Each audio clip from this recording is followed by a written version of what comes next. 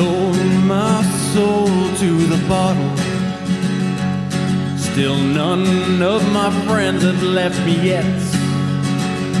I'm the same man I was since the age of 13, and I've lived my life with no regrets. If you're looking for some freedom, all it takes is 10 drinks minimum. If you're looking for rhyme or reason, all it takes is 10 drinks minimum. Oh man, it is Super Bowl Sunday, and if you are watching us live, you don't give a shit about that at all. I'm Chris Burnett. I'm your host of this show. It's called 10 Drink Minimum, and it is sponsored by the Topo Chico Seltzer. And I got a pineapple. One, Smiley. They brought it back just for you. Did you ask them? No, they did that on their own. It came back by popular demand. You remember I had them replace your pineapple with my cherry. Yeah, you motherfucker. And they opted to bring it back because I guess everyone else liked that flavor too. See? I was biased. I'm allergic to pineapples. Nobody fucking loves cherry, man. That's like one of those flavors that people, I don't know, maybe they do. It's like banana. Have you tried this cherry? It's not sweet at all. It's all tart and yummy like a real cherry. Did you know that banana flavoring is like what bananas used to taste like? I've heard something like that, yeah. There's a different variety of banana. Well, but then there's grape. Sure. Tastes nothing like What fucking is grape? grape. Yeah. What even is grape? Oh, yeah, that's not even... Yeah, other than Smiley, we have a couple other voices in the studio that you're hearing. Who could it be? We have Travis and Jesse from Dust City Opera with us. Welcome to the show. Thanks for having us. You guys don't give a shit about football, huh? I haven't thought about football in a long time. Nah, that's where I'm at. I used to like sports. Man, I used to watch. It was like there would have been no show. Yeah. No way. I'd have been like, nope, we're not doing a show. Ask Smiley. We would have. No, that's true. He had to ask. I was like, are we having a show tomorrow? Yeah. Because I know it's like It's a holiday. Yeah. For a lot of people. Could we break news to whoever's watching this stream? Sure. All right, I'm gonna pull it up. Oh, you can. We'll just have scores. it. I'll just have the scores. I don't care. Yeah, do it. Excellent. That way they're like, oh my god, 3-0. I'm DVR Already? 3-0. I'm behind. Or were you like? I don't know what it is. I'm guessing. Oh, I'm nice. taking a guess. Oh, are you guessing? Yeah. I don't even know who's playing. Okay, as of right now, Chiefs we and Eagles. are in the first quarter, and it is still nothing. Really? I was close. Chiefs are the Native American fellows. Yeah. But was it Kendrick? Nice. Yeah. Is Kendrick? Go for them. Is Kendrick? He's doing that. He's doing the halftime show, right? I think so. Yeah, he is. Kendrick Lamar. That's the real fucking. I'm a right big there. Kendrick fan. Yeah. I'm He happy he's doing like that. I'm kind of shocked they pulled out Kendrick for the Super Bowl. I was Yeah. like, because they in recent years they've kind of been doing this whole like throwback retro, and I was even shocked when they did like the whole West Side or West Coast rap thing. I was Yeah. like, Yeah, because it's almost like they've been trying to make it family. Well, I guess it's in response. It's reactionary to Janet Jackson, right? yeah, Yeah, I remember like, I was watching that day. me too. I was in a youth group. We were youth group party watching the Super Bowl. Oh, dude. I was at work, and I just so happened to be like, I went up to the bar to pick up like my drinks from the bartender. I looked up, I was all booby. Was that a titty? Nice. I went back to work. Was that girl's titty out? Yeah, that'll happen, right? So I've been sick for the last week. I lost 9 fucking pounds, Smiley, in 5 days. Wow, that's the new flu diet. Yeah, it's fucking terrible. I was like, I need to get below 200 pounds before my birthday party, and I did it, but I didn't want to do it that way. Congratulations. Yeah, Which end did it come out of? neither. Oh, it was just an inability to eat. It was weird, man. Like when you think of the flu, you think of like stomach or like sore throat, all that shit. I barely had a sore throat. I barely coughed. I barely sneezed. I had the sniffles, but it just felt like somebody had beaten me with a bat, like over and over and over again. And every fucking joint hurt. Like laying down hurt, which sucks. It's the worst, right? The flu aches. Duke City Warrior also doesn't give a shit about the Super Bowl. Oh, yeah. Welcome to the show. Welcome to the show. So you guys are with the band Dust City Opera. Been around. I don't know how long you guys been doing playing as a band, man. The band's been a thing since February of 2018. So whatever that is. It really, I thought it was longer. We just hit 7 years. It was our band anniversary. I guess that's a pretty good long time, man. Yeah. Have you both been in the band for 7 years? I was in the band in the original iteration. Wow. Some rando in the chat that says, "What's up, buttholes?" Hey, what What up, up? Management that counts. That's your actual manager, right? Yeah, it is. That is in fact Sydney Counts of Counts creative consulting. Man. Nice. Yeah, so I've been in the band since the beginning, along with Paul and Clara. Right. And we had an original bassist, and then we moved through. We moved on. We parted ways, and then Justin McLaughlin played with us for a little bit. That's right. And then Scott Brewer picked up on bass, so he came in about a year in. You guys just have a lot of trouble with the bass player. We left one locked in the car. It's to be, yeah. Hold on, we'll get there. But Scott, we have a funny story about Scott dying. But Jesse came in. What, you've been here? I just got here. Yeah, something like that. Yeah, I joined the band like yesterday or so. They've like needed another guy for the podcast because everyone was busy. So they're all, "Hey, you're in the band now." Okay, so you kind of look like a guy who plays music. When's the show? Don't worry about that. Yeah, show up for this podcast. You've done one before, right? Yeah. I love that. Like you guys were like right away. Travis is like, "I've never done one before," and Jesse's like, "I've done one." What was the podcast you were on? It was called Producer's Pit. What? Are you aware?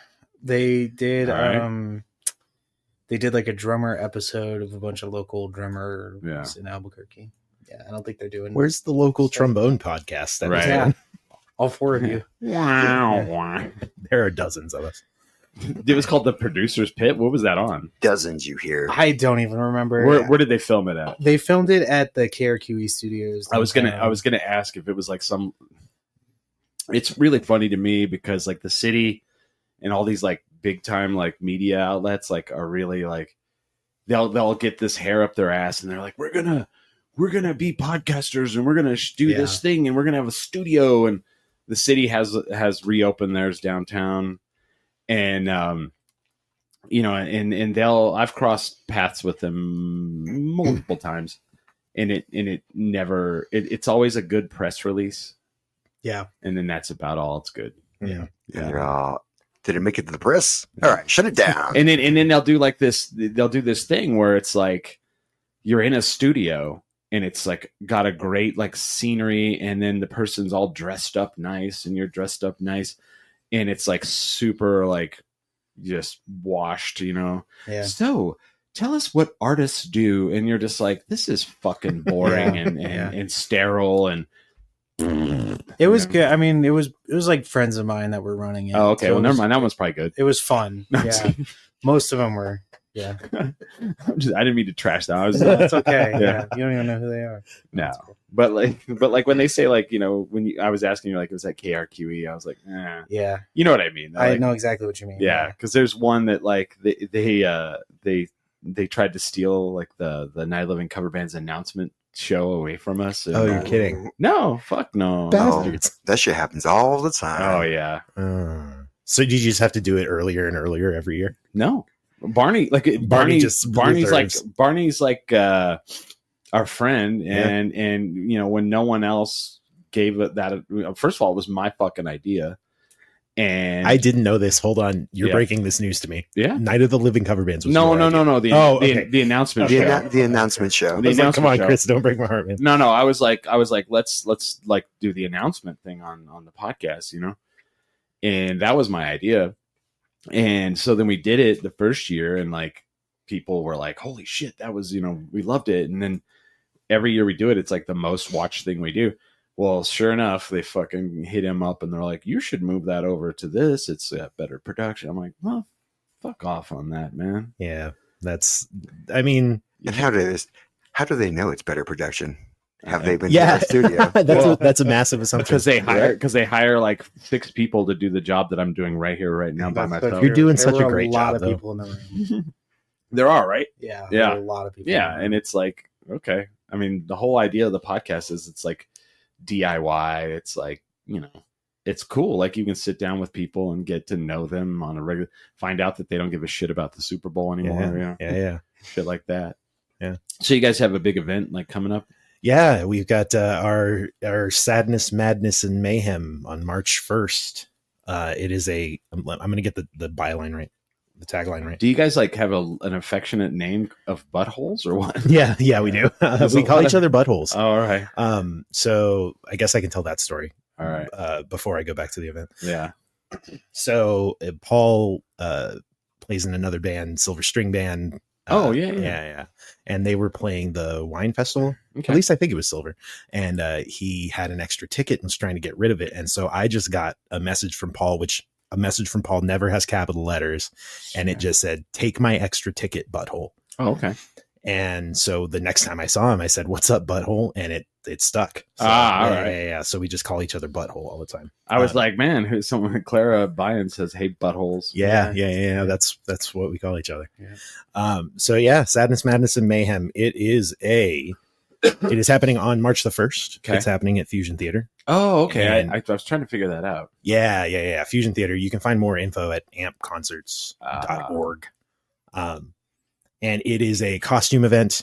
There are going to be circus performers. There are going to be aerialists and whatnot. There was an aerialist last year. I don't know what the specific circus performances are going to be. I understand there might be a fire dancer. Don't quote me, but we had a fire dancer last year. What about those motocross motorcycles in the big gerbil ball? We're working on that. I think Sydney's waiting on a call. Right. So, that'd be cool. We're in the works. Yeah. Y'all shut the fuck up, man. You got that kind of money. No, Sydney. I mean, Sydney, put it on the list. I'm making. You have the magic hat. Pull something out of it. Motocross guys in a big gerbil ball. Yeah. Like a steel cage. Yeah. Where they're like spinning around in it. Yeah. We have a tarot card reader. Bonnie Bigheart is reading tarot. Oh, nice. She's done that on this show. Yeah. Oh, that's rad. Yeah, she's awesome. She's cool. And she did great last year. Everyone loved it. Nice. It was a really good time. And of course, the Dust City Opera will be providing music along with the Giovanni String Quartet again. All right. What kind of dress is it? Do you say like kind of? It's like carnival-y, costumey, dark, sad, dark carnival. Dark carnival. So Insane Clown Posse. Sure. Go whoop whoop. Go for it if you want to. I'm kidding. I said on NPR or on NPR, KUNM, that it's pick a season of American Horror Story and just go with that vibe. That's a good one. Are you on KUNM? Those hacks. With our esteemed colleague Brandon Kennedy. I'm just fucking. Yeah. Wow. No, yeah. I actually like KUNM. Yeah, KUNM's great, and apparently they're under threat. So I don't know. Really? Yeah. Well, call somebody about that. I mean, the whole goddamn everything's under threat. I saw that they want to cancel the. What are you doing? I saw that this may be wrong that they want to shut down the FDIC, and I was like, oh, that wouldn't surprise me. I'm not surprised. You guys want to do some of this? You said. Mm-hmm. So these guys, I'm not kidding. I'm talking to you fans out there that watch the show on the regular. They want to do Malort.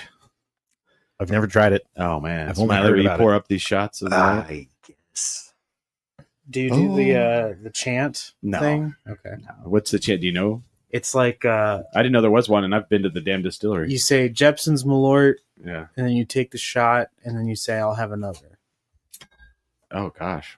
Yeah. Well, what if you don't want another? Right. You're gonna kind of want another. What if I like it? In October, some people do. Sure. Yeah. In a lot of it's a build up, so a lot of it you may not like. Smiley hates it. He readily hates it. Smiley, what would it take to get you to do a shot with us? He's doing a shot with us. Oh, you're doing okay. So he's doing it. Yeah. Oh yeah. Cool. I just didn't. You can't get this in New Mexico. We had to import this ourselves. Where is it from? Illinois, Chicago. We were at we actually got Chicago these bottles. Special. These bottles are from the distillery. We were there in October. That's badass. And Fantastic. They are somehow mislabeled, and they gave them to us. I mean, they sold them to us. But actually, maybe one of them's not, because we had a fan from Chicago come a couple weeks ago, and he brought us a new bottle. So he brought us one, and then he brought one for Founders downtown. So Excellent. To use as bitters. I think we're to use as bitters. Yeah. Oh yeah. Hold on. What do you think it's going to taste like? It smells like the mouthwash that my grandpa used to use. All right. What do you think it's going to taste like?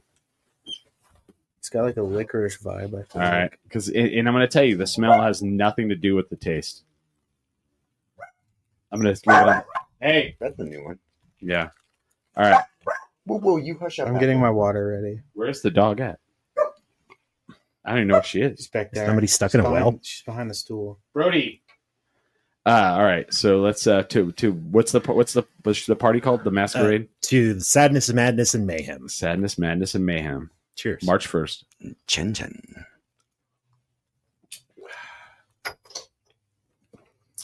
You know what? Oh, he's doing something bad. He shouldn't drink after it. Oh, that's terrible. Yeah. It's oily, so if It's you drink, the aftertaste. yeah, and it's oily, so if you drink something after it, it'll like spread it. Oh, great. It makes it worse. I should have told you that. My bad. Oh, it's okay. It's you know what? It honestly doesn't have a ton of flavor. The front end of it actually wasn't bad. No, Yeah. no, it's back not. end It's sucks. this part that sucks. Yeah, Yeah. it's the like 5 minutes later. All right, Yeah. put it on a timer. Oh man. Hey, how's the game going? Oh yeah, that's a good question. Let's So see. yeah, I Wrong quit tab. giving shit about football. Like it was really weird. It just happened like organically. The Eagles have scored. The Eagles have Ah. scored a touchdown and an extra point to make it 7-0. I feel like most people want the Eagles to win because I feel like the Chiefs have been cheating. I mean, but have lately. you met Eagles fans? Not good people. No, I tear up every time. no. I really hate that shot. Fun fact. Thanks for doing it with In- us, Smiley. in I the- feel closer to you. Appreciate you. In the old Eagles stadium, there was a holding sale. You're kidding. Yeah, I've heard about that. No, Yeah. it was so because I mean, Philadelphia is like Mm. one of the special worst sports cities. It's one of the worst sports cities for like an opposing fan. Sure. Like what was it? The one year they had Santa Claus come out in the field and the fucking fans pelted him with ice balls. You're kidding. Oh my No, god. fuck That's no. nuts. That's crazy. Yeah, it's. I mean, LA. Yeah. they're Boston's bad. pretty bad too, right? It's like if you, I think so, yeah, but I don't think anybody's as bad as Philly. yeah. Philly's really known for I I lived with an Eagles fan. I saw a meme that said, win or lose, the Phillies are going to, or the Philadelphia citizens are going to destroy their town. right. I saw that one too. It was like it showed them on like one side winning and then on the other side losing, and it had a divider, and then at the end it both went to destruction of the city. It's good. All right, fair enough. That's probably true. But it's I mean, think about like TV shows, like who are like some of the most deplorable people on TV, and it's Always Sunny in Philadelphia. Like they're in They Philly. have been going to that well steadily Oh, for yeah. what? Like it's That's got to pretty be close funny. to 20 years at this point. Mhm. And they're still got something in there. Yeah. Haven't Yeah. gotten it all out yet. They Yeah. have not reached the bottom of human depravity. No, so you got to wonder, like what it's really like. I don't know. I don't even know where the fucking It's in Louisiana, isn't it? Like this Yeah. year? Yeah. New Orleans. So they're gonna tear up fucking New Orleans. I mean, that's nothing new, Sure. Yeah. It's like, They'll be all like, right. Man, it is unfortunate. this Yeah. is just a weekend here. I'm thinking about going out there. So there's a Comic-Con in Baton Rouge in December. I'm thinking about going down there for that. Right on. I haven't been back to New Orleans in like close to 20 years. Excellent. Have you guys ever been in there? Never I been. have. Oh, you guys! It seems like really. It's on Seems the like bucket list, though. it seems like Dust City Opera would like do a cool video, like playing on Bourbon Street. It could be cool. Going Yeah. around some old cemetery. Mhm. It'd be pretty rad. There's actually a really cool music video by Edward Sharpe and the Magnetic Zeros, where the whole band, like almost the whole band, is in a carriage, and like the ones that can't fit in are walking alongside, and they're cruising down Bourbon Street and just filming it and just singing, and it's like whoa, and they're all playing and stuff. It's like that's Second sick. line. That's pretty cool. That's Yeah. nice. Yeah. So like you play the trombone, right? Yeah. So Yep. what made you decide like to do that? Like were you like a music nerd in like junior high and high school? Yes. Well, hi, correct. Travis. Hello. Yeah. So I started playing brass instruments in middle school, Oh man. like a lot of people in this country. I actually started my life as a euphonium player. I don't even know what the fuck that is. If I had $1, man, it's like a tuba but smaller. Okay. No one knows. It's real popular. We call it a baritone here, Okay. but it's not actually that. So I started on euphonium, And then I picked up trombone in 7th grade for, I assume for jazz reasons, because like you can't play euphonium in a jazz band. And so I started playing trombone. Because you were super popular in junior high, right? No, goddamn, we need that trombone. Yeah. I've invite the trombone player to the party. The years have been good to me. The years have been kind to me. We'll say it that way. So I started playing trombone, and then I started playing in ska bands in high school. And as every trombone player does. Wait a minute. So you went from being an unpopular junior high kid playing trombone to being in ska bands in high school? Multiple ska bands, yes. You were like, how can I make this fucking way worse? Yeah, man. My childhood was... Did you wear suspenders? No. I was just, just a little fat kid playing trombone. It was pretty. I was an easy target. And so I was playing in ska bands, and I fell in love with like playing shows, and then after I graduated high school, I came out to New Mexico. And where'd you come from? From South Texas. Corpus Christi. Well, all right, that's a cool place. It's a decent part of Texas, right? There are pockets of decent parts. So you're originally from Texas then? I'm originally from Texas. Oh man! And as he wears this New Mexico United shirt, I'm all New Mexico now, man. All right, all right. How long have you lived here? 15. It'll be 15 years this August. Do you have a Zia tattoo? I don't. The outline of the state of New Mexico is on this tattoo. Interesting. So, damn. I don't have a Zia tattoo. I don't think you're allowed to, right? Stop me! Just fucking stop me, man.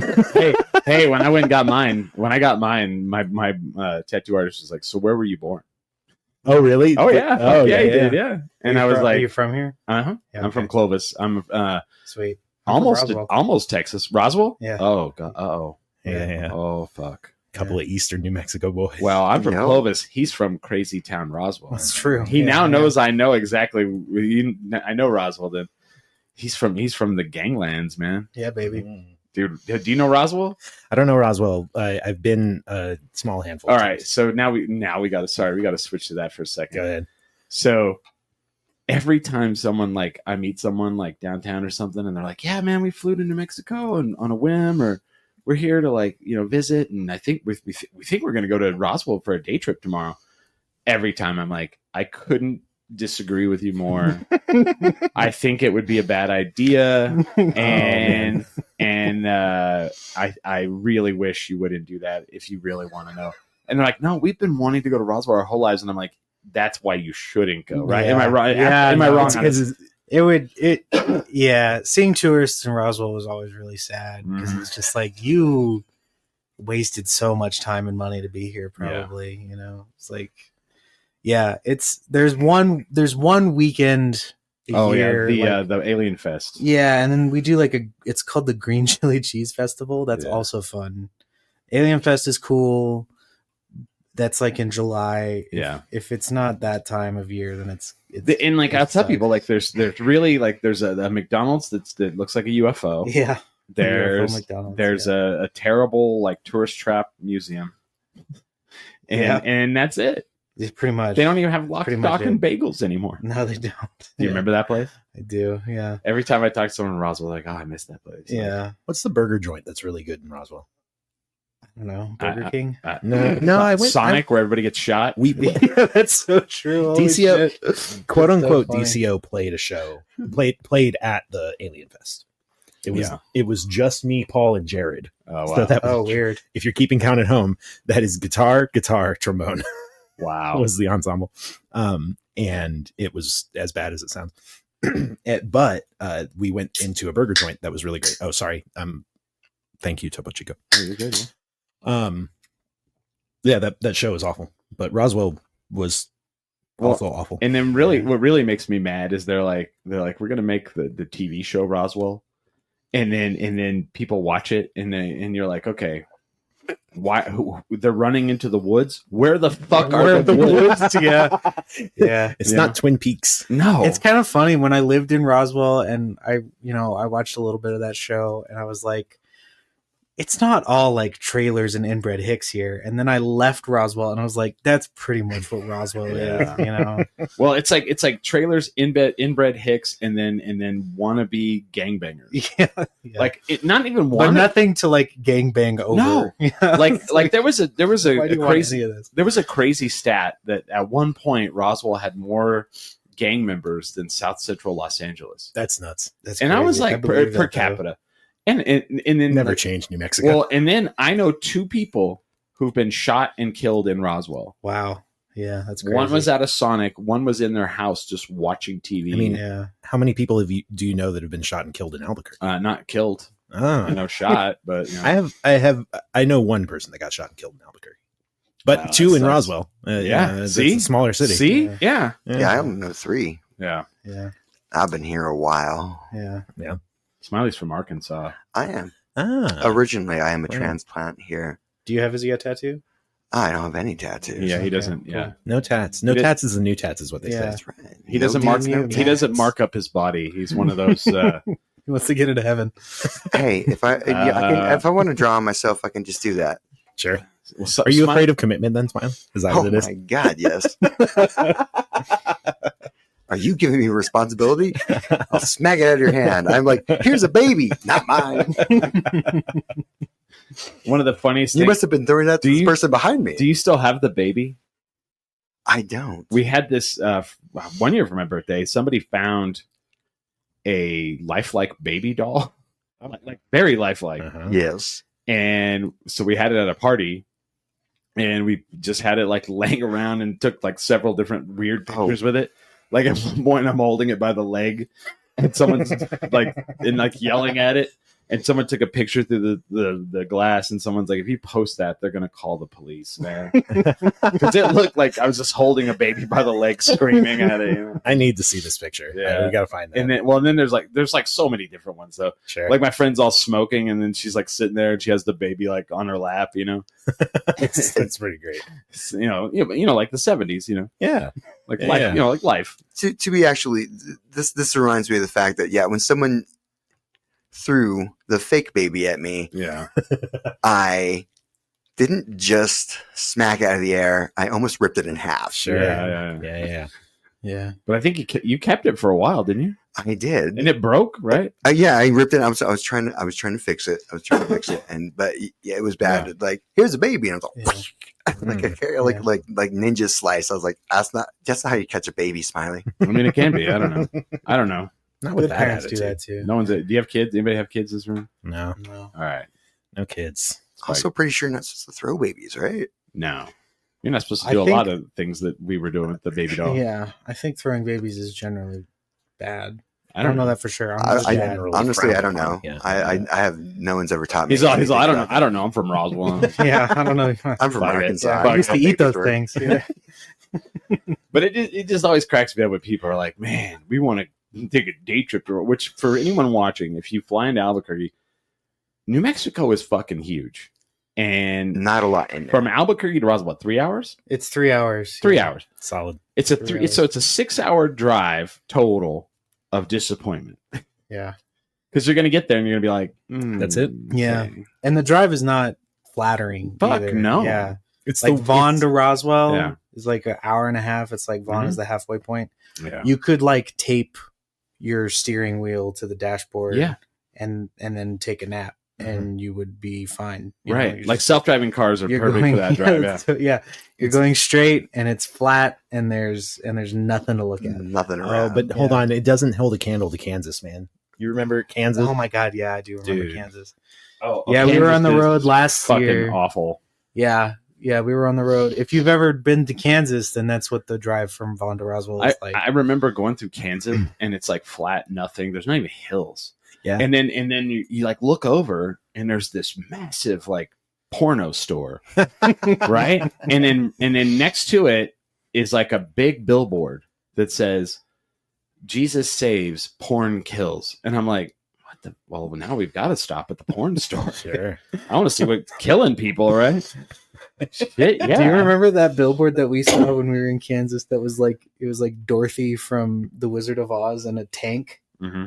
No. Do you remember that? I do not. It was like like a tank and door. I can't remember what the message was, but it was like, I don't know. That's like the one thing that they got, right? Is that the Wizard you guys of have Oz toured a lot, right? We toured. Yeah, we did a 3-week tour last year. Wow. How far did you go? We went all the way up to, I think the farthest away we got was Wisconsin. So, shit. Yeah. So you just all loaded up in a van? Yeah, we have a tour van. You might see it around town. Yeah. It's it's a daily driver for sure. It's a prison bus, actually. Oh wow. Of a decommissioned ADA compliant prison. How many times did it break down? It has not yet. Where's some wood? Find me. I don't know. It's actually it's a good. She's a good van. Her name's Vanna. She's white. Yeah. I'm friends with one of the guys that was in the Shins, and he was like, I think he told me they went through like 4 or 5 different vans. This is our first. Yeah, they burn them up. He's like, we just burn them up. Yeah, I mean, if you're touring that much, we tour. We do like little weekend runouts, kind of a lot, or we'll do a big run. Wow. How many people are in the band? You guys got like 8 people. 6. It's 6 counting Sydney. He's the counting manager. So there's 5 musicians plus Sydney. Well, you guys scaled down. Didn't you have like more than that? I mean, when you count the string quartet. Yeah. I mean, Jesus. Yeah. But back in the day, though, we had, you guys, us. There have us been before me. There have been a lot of members of the band. It was like 7. Yeah. Yeah. Sometimes you're like, do we need the piano player? I don't think so. Yeah. Well, we used to have an extra lead guitar player, and then we went through. Wait. Did you say an extra? Yeah. Well, hold on. Yeah. As opposed to like medium lead. No, so Paul was playing rhythm guitar and doing lead vocals, right? And Jared Putnam of the Chachalakas and Le Chat Lunatique was playing. Guitar. Yeah. And when Jared left the band, we sort of tried to find somebody else. We went through a guitarist and we did some auditions, and then we ended up just deciding that Paul was going to do it. And so now if you go watch a DCO show, I think go back and watch one from the beginnings, right? And Paul's guitar playing is just skyrocketed. Like that guy's a monster guitar player. Yeah, it's crazy. He got better. He got way better. It's amazing what practice can do. He stepped up to the plate. Well, not only practice, but like when you don't have to. Yeah, there's no, you're like, eh. Yeah, and then whenever like all of a sudden it's a necessity, and you're like have to step up and you have to get outside what you may feel comfortable doing. It's amazing, like how far you can take yourself. It's very weird, Preach, brother, for sure. Right? I mean, that's like life advice. That's my life advice. Because like everybody's like, how'd you get to where you are? I was like, I stopped saying no to the things that I thought I couldn't do, and I just said yes and figured it out. Yeah. I want to say that he learned that from me. Yeah, I can see it. You know what? I can sense the dynamic. There's a definite mentor-mentee relationship. Father-son type of thing. Yeah, let me tell you how this works. I'll be like, hey man, I got invited to El Paso Comic-Con. It's this date. I'd like for you to go with me. I've got us a place, everything to go. Nothing. Then I have to hit him up on the show and call him out like live. Yeah, and still nothing. Yeah. Yes, I said I will be there. All right. We're gonna drive down 2 times. We're driving. Yes, it's like 4. It's 4 hours. You're right. You're right. Flight El Paso. I thought it was. Fuck no. I'm not the drive to El Paso is better than the drive to Roswell. Okay. I thought in my head I was thinking Houston, and I was like, we have to fly into that. It's El Paso. Yeah. That's easy. We can drive. Here's my problem right now. Flying in general right now. You really don't want to be doing that. Yeah, apparently there's a detritus from the skies coming down and taking out anything in its path. Right. Sure. Watch out for falling satellites. So you guys went all the way to like Wisconsin, man. That's so that Clara girl in our band. Yeah, the butthole. Yeah.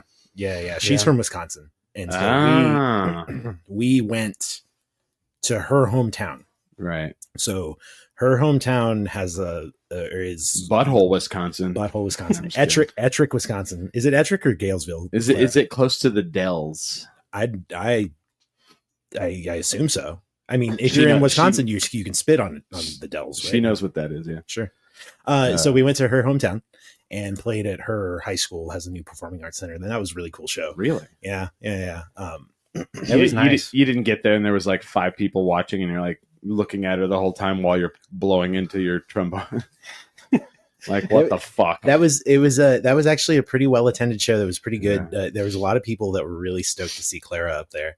Yeah. The whole community really welcomed us. I mean, we were sitting, were you there? Yeah, I was at the show. When yeah.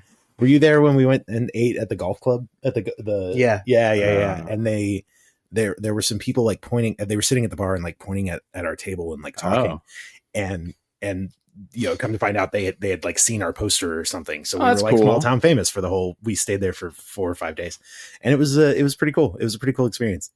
Hell of a cheese state. Yeah. Lots of good cheese. I bet, man. Yeah. And, shout out Westby Creamery. Yeah. Clara's family contributes to that cheese. Really? Yeah, it's pretty awesome. They own a dairy? Clara grew up on a dairy farm, and now her brother owns the dairy farm, and it's continuing its operation. Interesting. Yeah, which is really crazy because, like, you may or may not know this, like, New Mexico is a huge dairy state. Yeah, it is. Yeah, there's a bunch of dairy farms. You pass by some dairy farms on the way to El Paso. I have to bring this up. Well, no, Eastern New Mexico, like south and east. Yeah. Well, Clovis, and Portales for sure there's hundreds of them, and then Clovis has built this cheese plant. And like as they were building the cheese plant, they had to like revamp the plans because they had sold so many years of cheese to Kraft that they now were like having to plan to build it bigger as they were building the original fucking thing. That's crazy. And I think Curry County alone has like 180 dairies, and then like Roosevelt County has like a couple hundred. And so like it's like New Mexico, or like it's like Wisconsin, California, and New Mexico are the dairy states, and you would never think that. No, yeah, you wouldn't. But the reasoning why, and I know this because I was in Future Farmers of America when I was in high school. Wow, is Wisconsin is fucking cold, and the Holstein cow is very susceptible to dying. It does not have a good immune system. It's susceptible to death. Yeah, it has a aren't we all? No. But I mean, like they just like the cold and everything. They're not. It's not good for them, you know. So then a bunch of like dairy people moved out of Wisconsin to California, which was great environment for them, except for all of the environmental laws. So then they were like, "Fuck this, let's all go to New Mexico," and so a bunch moved to New Mexico. That's crazy. Yeah, I didn't know that was why. Yeah. It's crazy. Like if you go down where I'm from, like they're everywhere. Yeah. And Clara's family farm has been organic for a long time. Small. Yeah. I think it's been small for a long time. Oh, cool. They've been producing really high quality, not mass producing. So it's like a real, like, cause like the ones down there are awesome. Very like corporate. This is like a family operation. That's cool. I drank raw milk for the first, and like all of the press that raw milk is getting, like I do not support anything that RFK Jr. says, but I tried raw milk for the first time on that dairy. It's different. It's really different. Real different. Was it cold or was it warm? Was cold. I had it when it was okay. So I was in Germany when I was like 18, and they lived next door to a dairy farmer. And I was like, they're like, "You want some cereal?" I was like, "Yeah." And they like left and they came back and they're like, "Here you go." And it was like warm milk from the fucking cow, like they body temperature. Yep, rad. And I think it had hair in it still. I was like, ooh. All right. That's how you do your cereal here, huh? Yeah. Oh, it's weird, man. It's different though. Yeah, it was delicious. It is delicious. It was really, really good. And I got to see the cows, Yep. I know Clara talks about how beautiful the process can be when it's done right, and how shitty it is when cows are unhappy. Well, yeah, that's what and like I grew up farming and ranching, and I get a lot of fucking flack from people. They're like, "Oh, did you guys have like a ranch where like they were like stepping on top of each other and all that shit?" I'm like, no, they like lived out in big fields and wandered around and ate as they wanted. And my grandpa owns a ranch, so I grew up ranching. Yeah. I mean, Roswell. I mean, probably. Well, he lives in like western New Mexico, but yeah.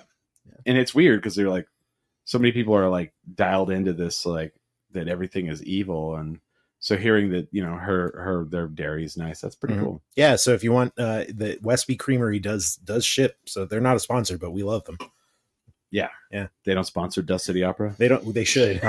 You don't come out like the Insane Clown Posse and spray like milk all over the crowd. We should. That would be our vibe. We spray it out of your trombone. Tight milk, dude. Yeah. So we when Clara goes back home, yeah, she lets us know so that she can put it in order at the creamery to get cheese and bring it back. Oh yeah. So we all got to go when we were in Wisconsin. And it was like a religious pilgrimage. It was amazing. What kind of cheeses do they make? They make all kinds of cheeses. So all sorts of stuff. Yeah, all sorts of stuff. My favorite is the I didn't realize we would be doing a whole segment on cheese. Claire's probably super stoked. Why isn't Clara here? We're probably getting all of this wrong too. But who doesn't love cheese? Yeah. Weirdos. Cheese, like kind of like the best thing in the world. Yeah. My favorite is the cheddar blue. It's like a aged cheddar marbled with blue cheese. Yeah. Oh my God, that sounds amazing. Excellent on a grilled cheese. Also the pepper cheddar is she says she's really proud. I can't do blue cheese, but I can do there's one that's like blue cheese that I like. Like blue cheese. Roquefort? No, I don't know. You went the wrong direction on that one. Is that worse? I don't know. Worse? It's pretty heavy blue cheese. Blue cheese is pretty heavy, but what is it? Is it Gouda? Are you thinking of brie? No, with the mold Gouda, rind. Oh yeah, brie has mold rind. Yeah, brie's good. I gotta wonder who was like, this cheese is moldy. Fuck it, let's eat it anyway. That's better. Or like how they made cheese in the first place, you know? Oh yeah, with like fucked up milk. Yeah. Or how they decided to, drink milk out of the cow's teat. Yeah. Who did that? Well, that seems way more logical because we do that. Yeah, but not from other. Is that a teat? That's a teat. All right, I'm hungry as fuck. I'm gonna get something out of there. I want to meet the first guy that cracked open an oyster and ate it. That's something. I would invite that guy to a dinner party. He was desperate. Sure. This rock is crazy. This rock has snot in it. Oh, right. Do you like oysters? I eat an oyster occasionally. So I'm from the Gulf Coast. So. Yeah, that's true. And so, do you like crawfish? I like crawdads. Yeah, crawdads. Shrimp is big where I'm from. Do you suck the brains out? I do. Yeah. Wow. I can't do that. I can eat it, but I can't suck the brains out. It's delicious, dude. It's like because it's not. I mean, it's like I think it's mostly liver. You're like eating crawfish foie gras if you have to think about it that way. But it's like it's just buttery and it tastes like the crawfish boil. It's good. Yeah, don't knock it till you try. So whenever Ming and I go to Houston, we'll make Smiley do this. We'll do like 3 pounds of like crawfish. You sons of bitches! Why do you do this? Because there's a place. God, what is it called in Houston? It stays open till like 4 or 5 in the morning. Incredible. And you just get a fucking couple pounds of crawfish. Like, I don't know what individual wants to work there that late. That's like, book it. Houston is on my list. I have a really, really good friend from college who moved down there, and you have to find out the name of that restaurant. Because I'll go. It's kind of like their Golden Pride. There's like 3 or 4 of those. Did y'all watch the Ugly Delicious episode on Houston? This was hold on. Let's back up. This was John. Yeah. Is it John Cho, the chef? He's I know a Korean chef. I know who John Cho is. Yeah, really great. He had a show on Netflix called Ugly Delicious. Yeah, oh yeah. And they did a whole episode on comparing New Orleans food versus Houston food because Houston embraced the synthesis of Creole and Vietnamese food in a way that Louisiana or that New Orleans didn't, but could have, and it was a really interesting episode. Interesting. Yeah. Do you get down to Houston often? So I go to. I'll be down there in June. We'll be down there in June for a con. Comic Palooza. It's like the biggest Comic Con in Texas. Hell yeah, cool. It's like 3 stories, and each story is like a football field. That's how big it is. That's rad. That's awesome. And they're the only con that I know of that embraces like podcasting. Like they don't like let podcasters just kind of go and says they have like a stage on the main floor for podcasters to podcast from, and then they have like on the 3rd floor they have a smaller one with like audience chairs and everything. So like they really embrace it. So I went 2 years ago and with Ming, and it was one of those things where I went at the beginning, they didn't know who I was, and by the end they were like, you got to come back. And so they invited me back last year, and I had my tickets. Ming and I were gonna do a big panel on the art of podcasting, and the day before my gallbladder died.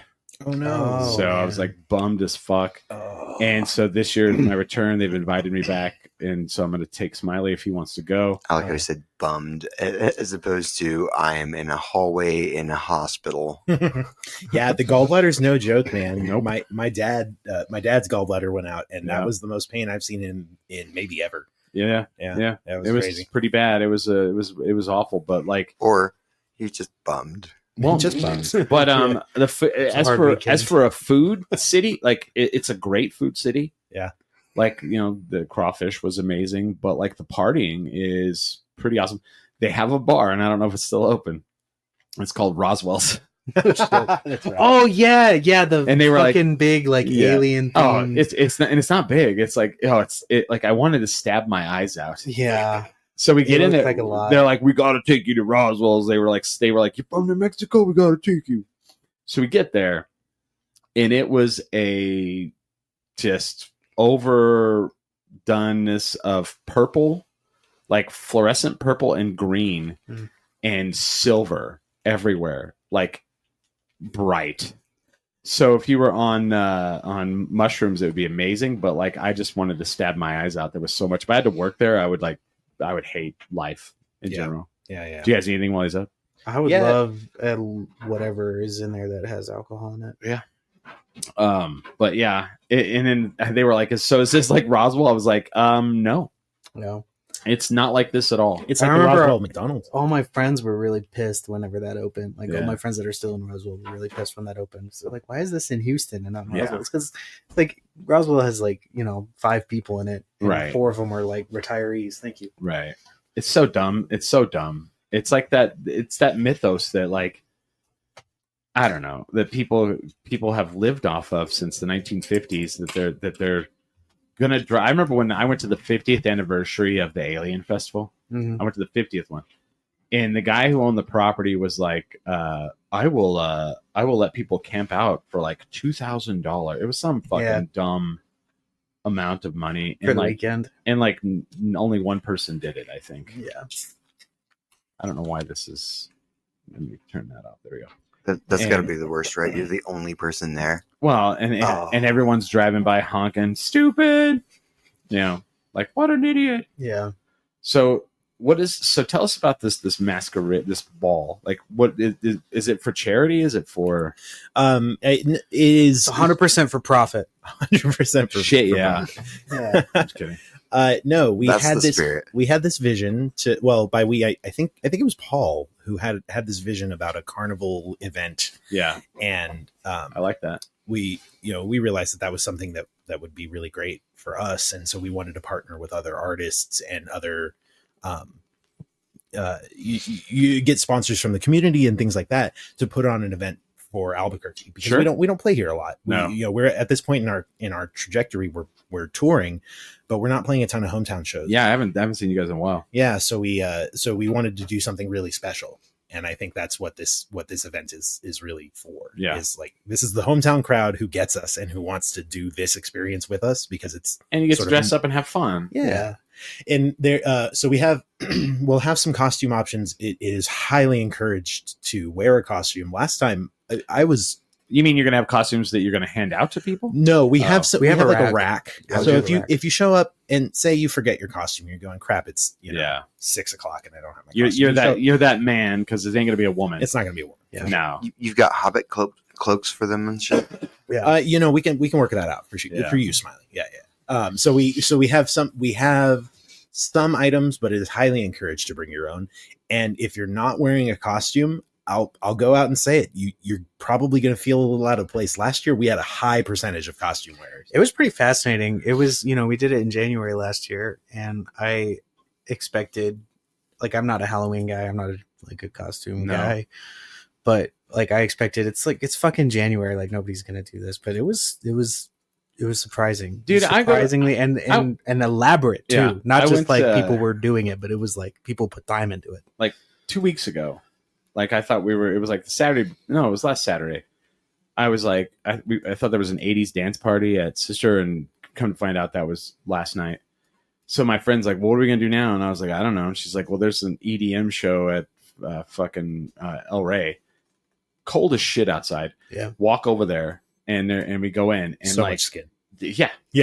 People in like, and when I say shorts, I mean, I'm being very liberal with the word shorts, and like nothing else on, and it's freezing cold and outside, and then inside it's like sweat, hot, like just it feels like Houston in the summertime, That's hot, dude. That's sexy. So that is terrible. That is so bad. Like, when I grew up, like going to raves and going to dance parties, the fashion trend was everyone was covered from head to toe in more fabric than was really needed. Like giant pants, giant shirts, giant hoodies. I think you're going to say giant panda outfit. Are you saying reject modernity, embrace tradition? I know. I'm just saying. I wish I was an adolescent at the point where you went to raves and everyone was naked. Yeah. As opposed to like, I don't even know if that girl has tits. Is that a girl? Hold on. Yeah. Smiley. No, I'm Smiley. We need a spray bottle. Well, no. Here's the thing: if you're at a rave, you're just judging by dance movements. No one should be judging by anyone. And like, is that I want to make out with that person? Don't let your dreams be dreams, Smiley. Make out with whoever you want. Yeah. Well, yeah. I mean, I'm not if it's a panda, if it's a boy, or I'm girl, just saying, if everyone was naked, it would have been a lot more easy. Yeah. I'm like, oh no, okay. I remember like my friend from college hit me up and she's like, I haven't been to a concert in a while. She's like, can you explain something to me? And I was like, okay, what's happening? She's like, when did the girls just like wear a bathing suit to a concert and then furry boots? And I was like, oh, you're at an EDM festival. And she goes, how did you know? I was like, because that's what they fucking wear. Like that's you just described the uniform. Furry boots, bikini. Furry boots and a neon bikini. And then like and then like awful color. Fishnets, right? Mm-hmm. Yeah. Mm-hmm. Yeah, like awful like fluorescent green or like purple. Yeah. I want to go on the record and say I'm not complaining about it. No, it's awesome. I think someone could listen to this and say we're complaining, and I'm not complaining. No, gosh, fantastic. My complaint was just that I grew up in the wrong time. Yeah, that's true. That was my entire complaint. I was born in the wrong generation. I was all too early, like Jinkos and like hoodies. Yeah, I'm like, who's that cute girl? I can see her nose. Little Bobby from Shoulder Voices has decided he doesn't want to watch the Super Bowl anymore, which is weird because Little Bobby is like the biggest football. Let's get a score update. Yeah, 17-0. 17-0, and we have 4 minutes and 49 seconds left in the second quarter. Yeah. The Eagles are stomping them. Eagles, right? Yeah, Eagles. I guess they may not. Well, we'll see. I don't know because like the Chiefs never count out Mahomes. Never count out Mahomes. And the refs. They made a big comeback last year too, didn't they? I remember making that. They did 1 year against the 49ers. The 49ers were beating them. And that's kind of when I was like, yeah, I'm done with this. This sucks. Sports have been so weird. Like, are y'all following the Luka Doncic trade? I'm sorry, I don't follow that trade because I'm more worried about the Jimmy Butler trade to the Golden State Warriors, baby. I'm so sorry. You're breaking that news to me. I didn't know that. Oh, you didn't know that? No, I was so caught up in the Luka trade. Oh yeah, Jimmy Butler is now a Golden State Warrior, baby. Wow. I'm a Warriors fan. You're a Warriors fan. Since when? Since high school. Okay, I respect you more. Because my favorite player was Tim Hardaway because he played for the University of Texas El Paso. Holy cow. That's crazy. And that's rad. Run TMC, which was Mitch Richmond and Chris Mullen and Tim Hardaway. Dude. And I have lived through a lifetime of heartbreak to get to this point in my life where people can call me a bandwagon fan and they can go fuck themselves. No, I completely respect you. I respect everything about that. Yeah. I have a similar story, but with the Astros. Oh gosh! And now, like that, they're they're cheaters. Maybe we're past it. Who cares? I need to get that trash can sound. Don't. You know what? AJ Hinch was like the model of a baseball coach for me, and it's a shame that he's the only one really that got the fall for that. Yeah, I mean Alex Bregman, who's from Albuquerque, plays for the Astros. And I don't want to tell tales out of school, but I lived with some St. Pius High School baseball players who played against Alex. And told some stories. Well, we won't ruin Alex Bregman's reputation in Albuquerque. So, and I'm sure that they're probably true, but there's probably true of everyone. They also had a great amount of respect for him. They said, I'm sure there's people that were like, I went to college with Chris Brady. He's a fucking ass. There are tons of people who say that about Travis Rourke. So, they would say about me. Like, I know a ton of people say that about Chris. So like, oh, well, what did I do? We're gonna take a break. 10 minutes. You guys gonna stick around for the second hour? Or are you guys gonna? Yeah, I'll stick around. Sick. We'll talk a little bit more about Dust City Opera, maybe about the touring and stuff. Yeah, totally. And then because I'm sure these guys don't like sports. Probably they don't like basketball. I'm not a basketball guy. Well, I'll go on a tangent. I just don't understand what's going on. So and Jimmy Butler. Jimmy Butler is your father. Huh? Have you never seen that video? Jimmy Butler is your father. What's that? Froggy Fresh? We'll check it out. We'll check it out in the break. Nah. Nah, we don't need to. No. Do you remember Froggy Fresh? The YouTube 2012? Yes. Yeah. Jimmy Butler is your father. Yeah. I was whenever the Luka Doncic trade happened, I was like, great. And then all of a sudden they were like, Warriors have Jimmy Butler. I was like, oh, well, never mind. Fuck all that. We're back, baby. We're back. We're back. Klay Thompson. So we're gonna take a break. Smiley, you have anything going on? Not at the moment, but maybe next week I have something. I'll talk to you off the show. So March 1st, what is it called again? Sadness, Madness, and Mayhem. Sadness, Madness, and Mayhem. With the Dust City Opera. What's the cost to get in? Is it it's 25? It's 25 if you buy it now. Is it also people can pre-buy tickets? Yeah, it's actually encouraged because it will sell out. Yeah. It absolutely will sell out. So they're 25 pre-sale, 30 at the door, and then we have a VIP package that has $500 worth of gifts from local businesses for $150, and that comes with like an after party where you get to hang out with all of us for a long time and eat a lot of really good. If I buy the regular ticket, can I go to the after party? No, that's bullshit. If you're really, really, you heard it. You heard it. They said no, Chris. No. Get the fuck out of my studio. All right. This has been fun. Doors over there. Bullshit. No, we we are actually halfway done selling our VIP ticket. We have a quota and we're halfway there. Oh, nice. So the quota's low. The quota's a little low. Yeah. We would like, talk to Sydney. You know what, Chris? Talk to Sydney. Right. Use my name. All right. I'll get you in. We'll see. All right. She said I look like Hopper from Stranger Things, so I'll just use that. I think that's good, right? I think that's a positive. Yeah. I think it's a plus. She told me that, and then the next day someone told me I look like the leader of the Proud Boys, so I don't. Woo! Ooh, wow. That's definitely a negative. Yeah. I was like, I'm definitely Those are not two different things. motherfucker. I think you're still in the red on that one. That's bad. It's bad, right? Yeah. Yeah, you might want to get ahead of that one. No, right away. I told the guy, I was like, well, I'm definitely not that guy. But that was 10 pounds in 5 days. So you're probably you're in a better spot. I like this guy. He's been on the podcast before. So you guys got anything else coming up? We are playing in Lubbock. Actually, we're headlining a festival called the Buffalo Grass Fest in Lubbock. Oh, I know that. I know about that. I grew up Clovis is like an hour from Lubbock. So yeah. So we're playing out there. Where is it at in Lubbock? Oh God, it's all over. Question. We're like pairing with the college, and we're at the Performing Arts Center there, and I don't know. It's like a citywide thing. Oh. Yeah, we're doing a at least one student engagement. We're going to one of the high schools and working with some students. I thought you meant like Texas Tech. No, I think we are doing something with some tech students. We are doing something with some high school students. Oh, that's cool. And then we're also playing a big show, and it should be fun. That's pretty cool. This will be our first. I think it's our first live show in Texas. Is that right? No, that's not true. We've played in El Paso before, but this will be certainly our biggest show in Texas. Nice, very cool. Yeah, Clara's getting her doctorate. Texas Tech right now. She says, "Yay, come to my town again." Yeah, Clara's going to be Dr. Groove. Whoa. Yeah, she's going to get a PhD in groove. And that's a really good college, Texas Tech, man. Yeah. I partied with a lot of those people when I was in college at Eastern New Mexico. They're smart. These motherfuckers are smart. Not the ones I was partying with, but hey. I partied with Cliff Kingsbury when I was in college at Eastern New Mexico. We went over to Lubbock, and he was the quarterback. Uh-huh. We went to his house.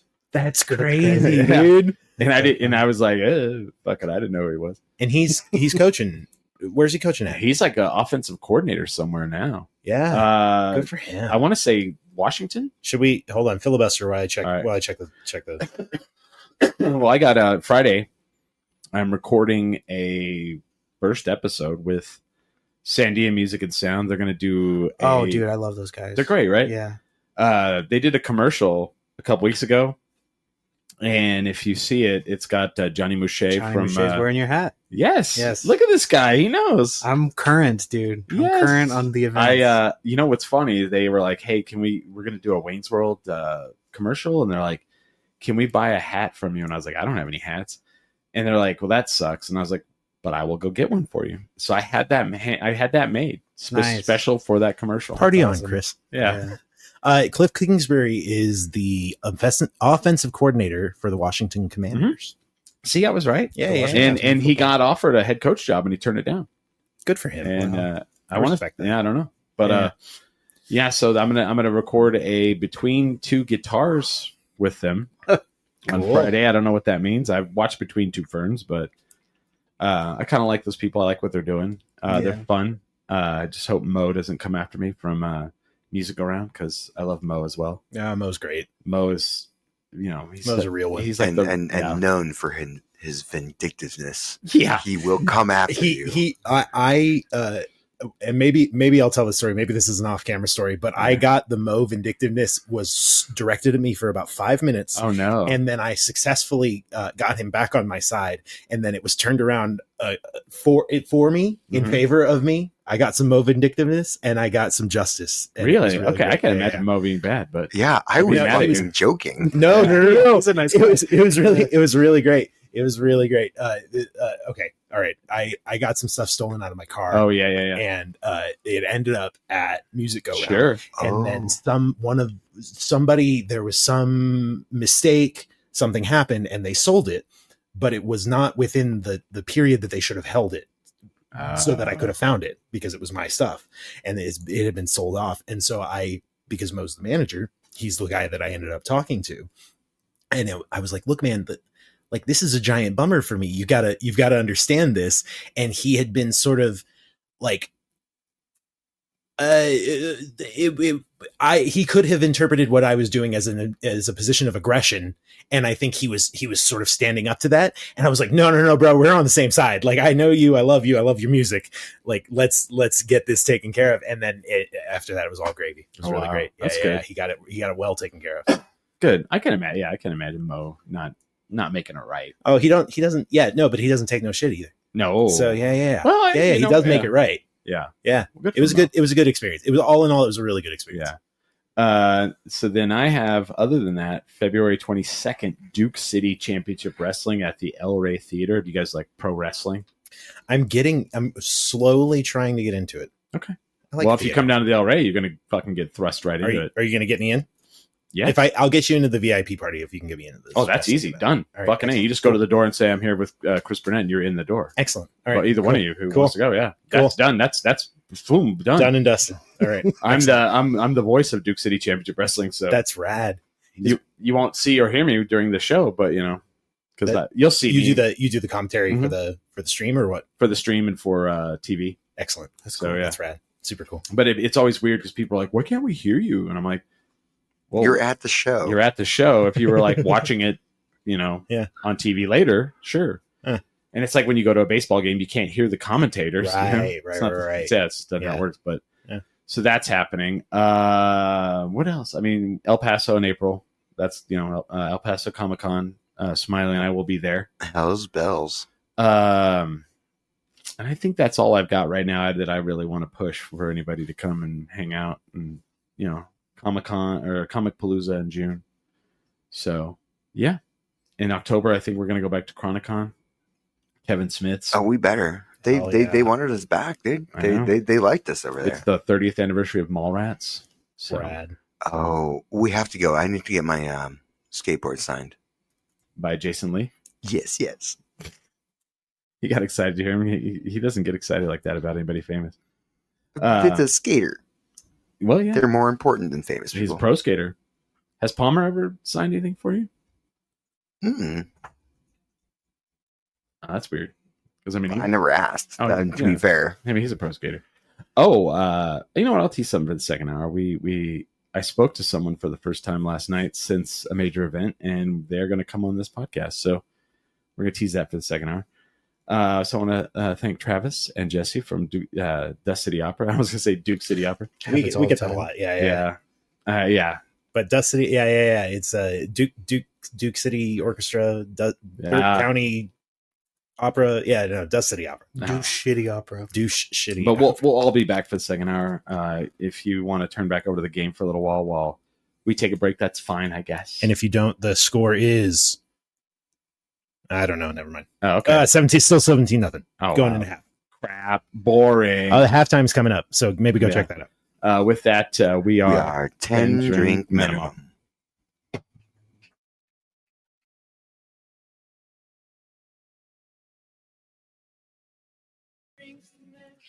All right, we're back. It is the Billy / Wavy Hour. Smiley, are you saddled up? Are you ready to go?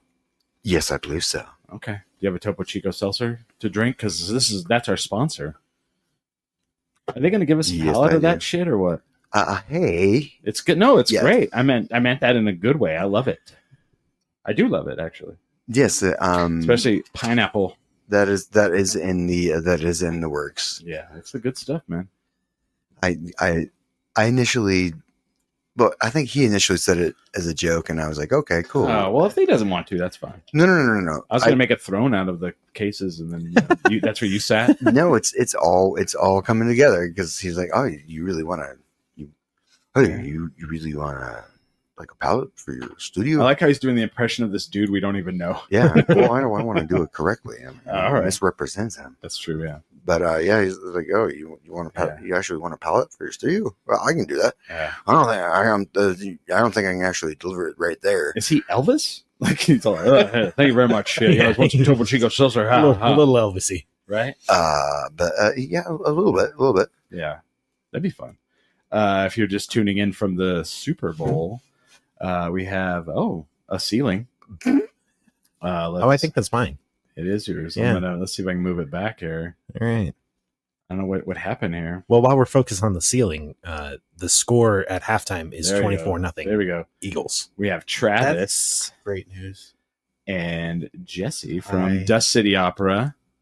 And it's Sadness, Madness, and Mayhem on March 1st. March 1st. And did you guys say there's food trucks? Yeah. There's food trucks, and we have 2 full bars and a whole list of other things. Mayhem will have 2 full bars, food trucks, interactive circus performances, and a special encore with Giovanni String Quartet. Oh. And of course, headlined by the Dust City Opera. How interactive. I can't believe you guys didn't bring that up in the first hour. Yeah, it's God. It's like we don't. It's like we don't know anything. It's like we're bad at our jobs. It's like I just came here to drink beer and talk about sports. In Roswell. How dare you? I'm just here to cut it up, man. Right. I'm just here to cut it up. Like, if I go there, will I be able to do like the trapeze? Is there amateur hour on like how interactive is you know what? this? Reach out to Sydney, use my name. We're gonna figure this out. John Travis Rourke. They're like, have you done it before? He's like, no, I want to try it out though. Yeah, I don't want to buy one if I don't know what it's like. I just think I might be good at it. Yeah, don't let your dreams be dreams, Smiley. Right. I think it is. I always try to make them real. Yeah, I think it's important to note that this event is going to be 18 and over. It is not a 21 and over event. I don't know how many of your listeners are 18 and over versus 21. So this is. I have nieces and nephews. So so it's going to have a full bar, but it's also going to be for like people who are not 21. Correct. Okay. Yes, we will have full bar available for those who are 21 and over. 2. And what's full bars? 2 full bars. What? But I mean, where is the place? What venue? Fusion. At Fusion Art Space. I don't know what the official. I think it's Fusion Theater Company. I've never been there. Yeah. It's they do a lot of musicals. That's kind of their they have an art gallery, and so it's down on First where First Dead ends. I like how I was like, I've never been there, and he goes, yeah, they have a lot of musicals. Like, I'm uncultured as fuck. Like, oh yeah, that's why. I'm just kidding. I don't do any of that dork shit. Yeah. I actually go to musicals. You can find more information at ampconcerts.org or at dustcityopera.com. Oh, the website. Website. Yeah. Cool. Are you out of trouble now? They got in trouble. No, we got in trouble in the break. We have some more talking points. There's a ton of picks from last year's event. So last year's event was really cool. Yeah. It sold out several times. Mm-hmm. So we released a certain amount of tickets. It sold out. We opened it up for some more tickets. It sold out again, and then we opened it up for even more tickets, and it sold out a third time. So it was crazy. We were trying to get a specific person in. Like this person is our friend and doesn't have a ticket. We are going to open one ticket. Wow. For this person, and so we did, and then before that guy was able to buy the ticket, it sold. So is this one of those events that's just going to get so big, like bigger every year? I think so. We're hoping so. Yeah, we're heading on a good trajectory, and we rang it in really well with the first event. Yeah. Where'd you guys have it the first one? It was the same place. Fusion. Really? Yeah, Fusion. How many people can go in there? That's a good question. Sydney will text us 40 in a second. 40 people. Yeah, about 12. I think it was like 300 last time. Okay. But I'm not positive. We rented out more of the space though, so it's going to be a little bit bigger. We're Like gonna have next year, you're gonna have it at the convention center. Yeah, and then the Balloon Fiesta grounds, Yeah. and then That's like the Albuquerque Comic Con. I don't know where they're gonna like next year. Is it not at the convention center? No, it was. It was packed though. the Saturday there was 25,000 people there. Whoa. It opened at like 10 a.m. and by like 11, the fire marshal was at the doors, and they were like, "You can't let anybody in until people leave." Did you go on Saturday? No, I didn't go at all this year. Okay. Actually, but And then the Sunday was like 10,000. So the only thing I think they can do is, I guess, the convention center has like two sides to it. Like, yeah. So I used to work security at the convention center, funnily enough. oh, you were Yeah. So I'm familiar. That was a fun job. It was a job. Who were you security for? Like anybody famous? Like the No, it was band-wise? no. This so the things that I was there for were mostly. You're just all get the fuck out of the bathroom, you bastard. yeah, basically. Hey, no free basin in there. Yeah, I mostly worked in the parking garage. Yeah. And I was like customer service. I think the biggest event that we had there while I was there, or the biggest show that we had there, I wasn't there. I was working, but I wasn't there the nights the Shins were there. Oh. They played at the Chemo, and those guys. I was there. Yeah. Oh yeah. So you would have seen me if I'd have been working that night. Was the let's see, at the Kiva, which was it a long time ago, or was it? This would have been about 2015. Yeah, all right. I was at that one, but I wasn't backstage at that one. Yeah. I would have been in the parking booth. Oh, okay. We had a few. They honestly, the like norteño bands that would come through, they would get tons of people. Fuck yeah, they do. Dude. Those shows get rowdy. Yes, they do. So this show, I just got word that we have a 400 person cap this year. Shit. So 400 people in there listening to some DCO music. Let's get rowdy. Okay. Yeah, that's pretty good, man. That's a good amount, man. This could turn into like one of those big. Yeah. We're hoping, man. We're hoping. The last year was such a cool thing that we want to keep that magic rolling. Well, sure, yeah. It was so much fun. And people love to fucking dress up. Dude, these days, like whether it's Halloween, cosplay, or something like masquerade. Like my friends she has parties at her house, and I'll show up like dressed nice, but I'm not dressed with the theme. Mm-hmm. And people like will give me a bunch of shit about it. And I'm like, oh, I fucking don't know. I don't know what RAR means. That was the theme. That's the theme of something coming up. What a good party theme. That's like raccoon stripes in the hair and pink. Come on. I hope so. RAR. I hope you have that right. Because I'll do that, and then they'll be like, well, what the fuck is this? Is it RAR like W? It's RAWR. Yeah. That's like scene kid shit, dude. Yeah, man. Yeah. Yep. Well, we're scene kids for sure. That's my era of high school. I don't live a normal 50-year-old man's life. You know what? I if I'm half, you don't as look cool a day you, over 49. Thank you. If I'm half as cool as you when I'm 50, I'll be pretty stoked about it, man. How far away are you guys? I'm 33. So, okay. Yeah, I got a little while. Well, I'm one of those people that like I went in reverse. Like the first part of my life, I was like, I don't give a shit about anything. Yeah, when I met this guy, he's like, "Oh, I hate going to costume parties. Why do I have to change my clothes?" Yeah, now it's like, ooh. And I was like, "Ooh, it's a new outfit." They're nihilists, Donnie. Right. They're nihilists, Donnie. They believe in nothing. Get behind me. Say what you want about the tenets of National Socialism, dude, but at least it's an ethos. So yeah, so we did have they did. Here's the thing: like last night was my 50th birthday party at Launchpad, and we did have. It was amazing. It was supposed to be Simo was supposed to open, and she what happened? Blew out her voice. Oh no! I love Simo. She hit me up on Friday and was like, "I don't know if I'm gonna make it." She's like, "I can't sing right now, so I'm gonna baby this and see if I can get it done." I kind of, it's one of those things now where we're at that in that pocket of like sickness where someone's going to get sick maybe. So I was like, someone's going to get sick. I knew it was going to happen. And Simo was the one that got sick. She was the opener. And luckily she was great though. She was like, "Oh my God, I want to make this right." She's like, "I'm going to find a band for you." which can go real good or real bad. Mm-hmm. But it was like Simo and the Lovers. It was Youngsville, who does the theme song for this show. So cool. And Red Light Cameras, Red Light Cameras are, stellar, one of the bigger bands in Albuquerque. And I was really worried because they have a fuckload of people in their band. I was like, fuck, I hope one of them doesn't get sick, or their kid, or whoever, And luckily Youngsville was fine. Red Light Cameras are fine. But Simo blew her voice out, which, I mean, that, the band can't really play. Right. It's it is called Simo and the Lovers. Yeah. So she hits me up. She's like, all right, I got a band. And I was like, well, actually the band hit me up first. And they're like, I guess we're opening your show. And it was Dog Jury. Oh, and cool. Hell yeah. And it was funny because like when I asked Simo if she wasn't going to play the show, I was going to ask Dog Jury. That's great. And I don't give a shit about your dad's bank account. Yeah. And I'm in the music video for Dog Jury's Tattoo at the Mall. That's rad. Yeah, I'm in their music video. So. I got this bad attitude at the mall.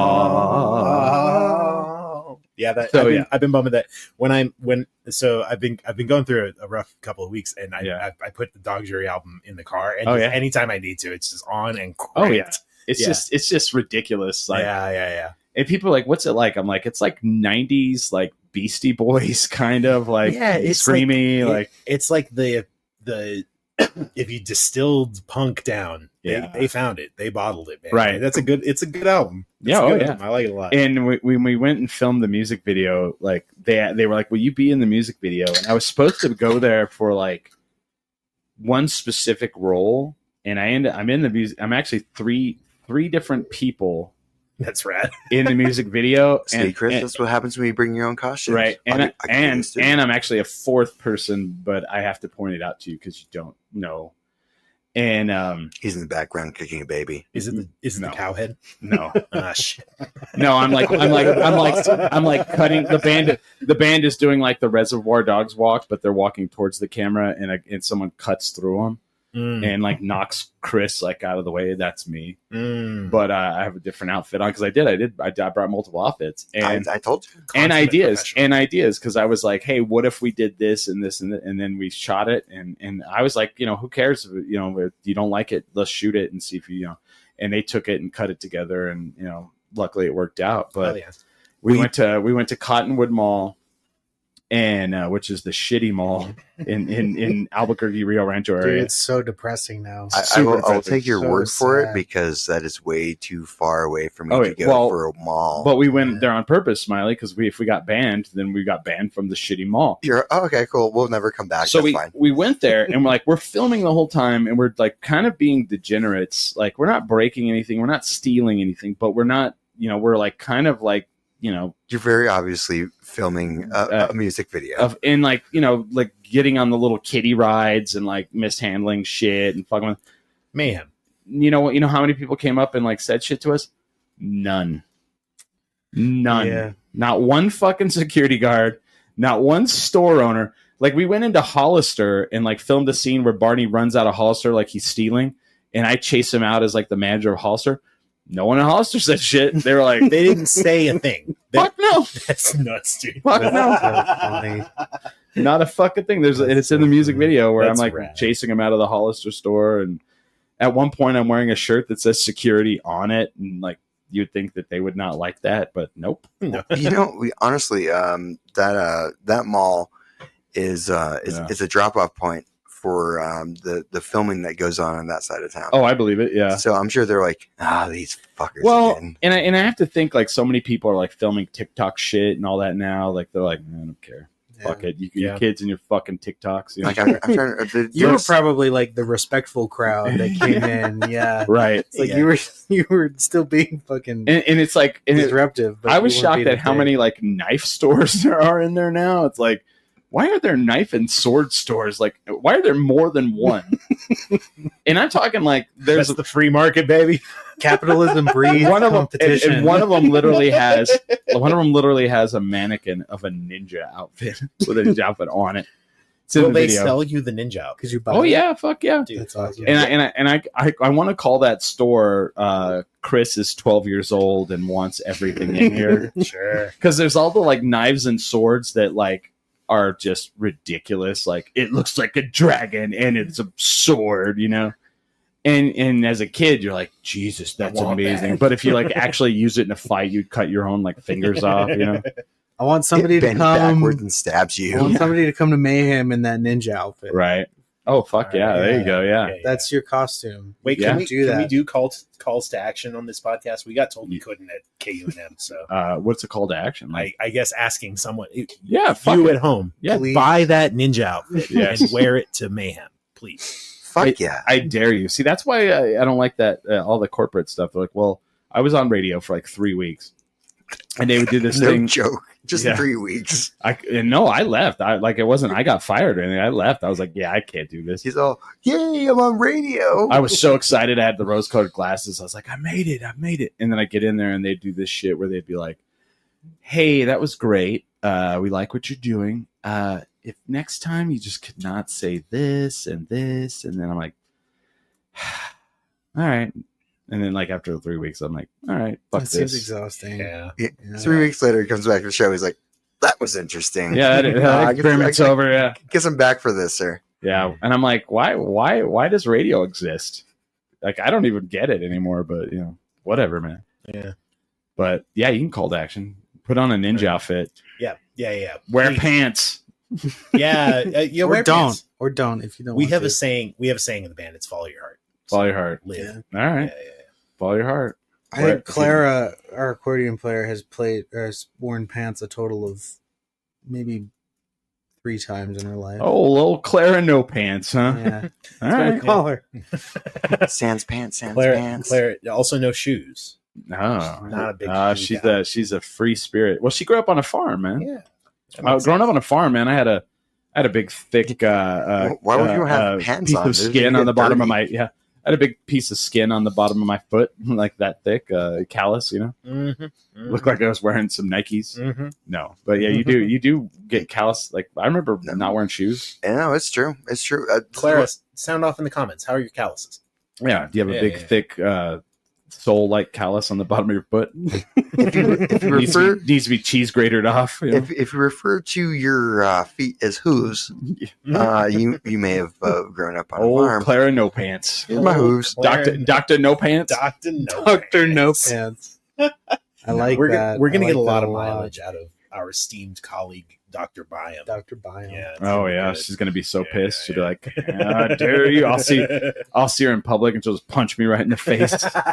Mr. Funny Man, huh? That sounds like her. That sounds like real funny. She's got some unchanneled aggression. I'd say steer clear. It might be channeled now. Oh yeah.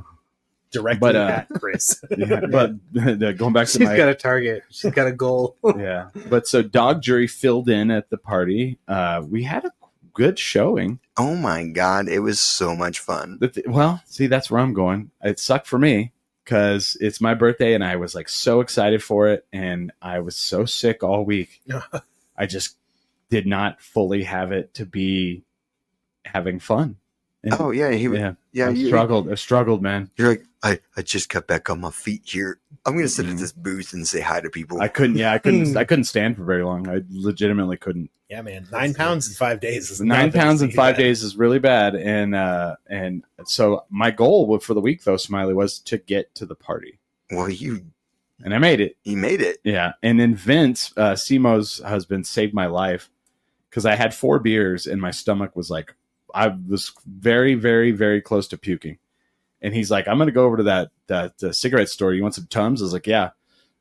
Then he ran and got Tums, and he like secretly like walked by and he like just stuck it in my hand. And then I like chewed him up and saved my life. That seems like a very 50-year-old thing to do. Yeah. Well, the thing is, secreting Tums in your hands. Oh yeah. Well, no, like in my 20s, I had the worst stomach problems. Worst. So you've been dealing with this for a while. No. Well, yeah, until my gallbladder crapped out. And then once it crapped out, I didn't have those problems. The only reason I had the problems with it Saturday is because I just was like recovering, and I drank and like, you know, I had like barely any nutrients in my body probably. I did not mean that as a slight. You son of a bitch. No. So Scott, do we got to fight you? Scott now? is the band What is dad. going on? And he has to carry Tums around with him. Oh, it's, you know what? Like when you're touring or something, I'm sure. Yeah, for sure. Yeah. It's like, it's hard to eat on tour. Yeah. Like every meal's a restaurant, man. And you'd never know, you know? Yeah. And like, it's hard to eat well. It's hard to eat well. Yeah. And we like try to cook on the road, but it's like, where would you cook? Well, we stay at Airbnb sometimes. Okay. And so like we'll have a full kitchen, but it's just hard to plan around. And most of the time see Clara with no pants on at the stove, just firing up some cheese. She is the cook. It's that picture, but it's me without pants. So the thing is, like, we're driving during the day. The most irresponsible way to cook. Yeah. I mean, yeah, he's all firing up the wok, guys. What could go wrong? You gotta watch out for little Travis. No, it's like we're driving, so we'll drive all day, and then roll into town for sound check, unload all of our shit, set up, get ready, and then we have to go scramble to find dinner, and then come back to the show, and then we go to sleep and do the same thing the next day. How often do the venues have food for you? Almost never. Yeah, it's happened. Really, it's happened twice, 3 times, maybe. Yeah, I mean, we do a lot of like we're all, you know, we're like a weird band, and most of us have college degrees, so like we do a lot of student engagements, which is nice, and those are usually pretty cherry. Yeah. But they're not giving you craft services and that shit. No, I mean they'll feed us, but it's not like but like when we do like the rock clubs, which we do a lot of those, like it's nothing. It's like like good luck. Here's 2 drink tickets a person. Yeah, like, not even some cheese and crackers. One time, Taos Mesa Mothership gave us a full pan of enchiladas. Oh my god! Really that's fucking dope. It was really great. I saw fucking the Wallflowers there, and they were supposed to play. They were supposed to play out in the amphitheater. And it fucking rained. They had to Same thing happened to us. That was the best show. One of the best shows of our lives. That was for sure a great show. So many Texans were there, and I guess this is like back when craft beer was taken off, and they didn't have any there. So they were all coming over from Amarillo to go watch the Wallflowers. And then I'd never seen so many like middle-aged people throwing up. Like the ABV plus the altitude, man. It's true. It's true. The altitude. I didn't know the altitude will get you. We went out there. I don't even remember when this was, but we played they have a new shipping container stage. Yeah, that's out there. It's awesome. So it's really totally awesome. Yeah, it's great. So we were playing out there, and it started raining and lightning, and so we had to go inside. And they basically told us, well, we had played 3 songs. I don't even know. We played like half of the first set.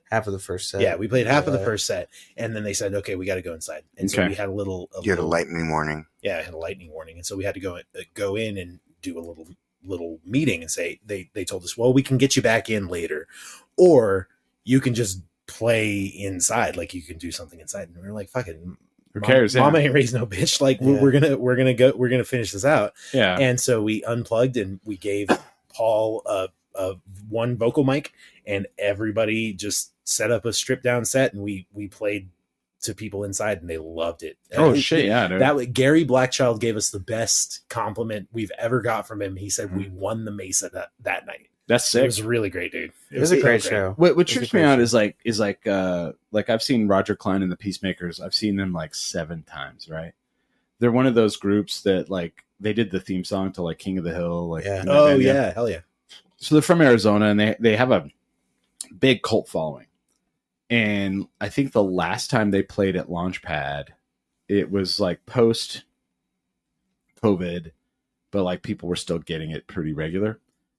And so I get to the venue, and they're like, most of the band has COVID except for Roger and the bass player.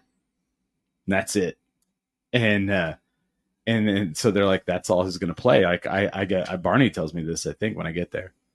And like, I'm sitting there talking to like these people who are like Uber fans, right? And they're like, this fucking sucks, man. It's not going to be the whole fucking band. And I look at them and I go, have you seen the band before? Oh, I've seen them like 5 or 6 times. Have you ever seen it when it's just Roger and the bass player? No. Well, then why would it not be fucking cool?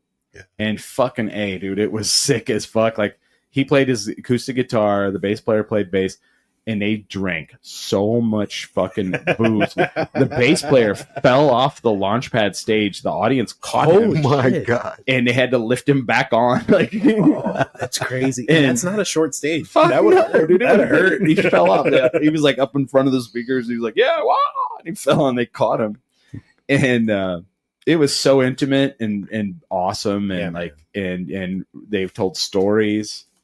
And I'm like, yeah, you gotta understand, like, they came out and they did what they did out of love for being musicians, and they were like, the show's gonna go on, these people paid, but fuck it, let's just do whatever. And sometimes that's the one you're gonna tell the story about. For years on years. You know, I mean, we had the same kind of like thing in Boise. We did Tree Fort 2023, and it was like, I heard that the festival's dope, man. Yeah, it's a fun festival. Yeah, and it's like the same kind of thing. We played at this dive bar that had like, a plywood stage the size of this couch. Yeah, and half the band's off the stage. Half the band's off the stage, and we had to set up everything.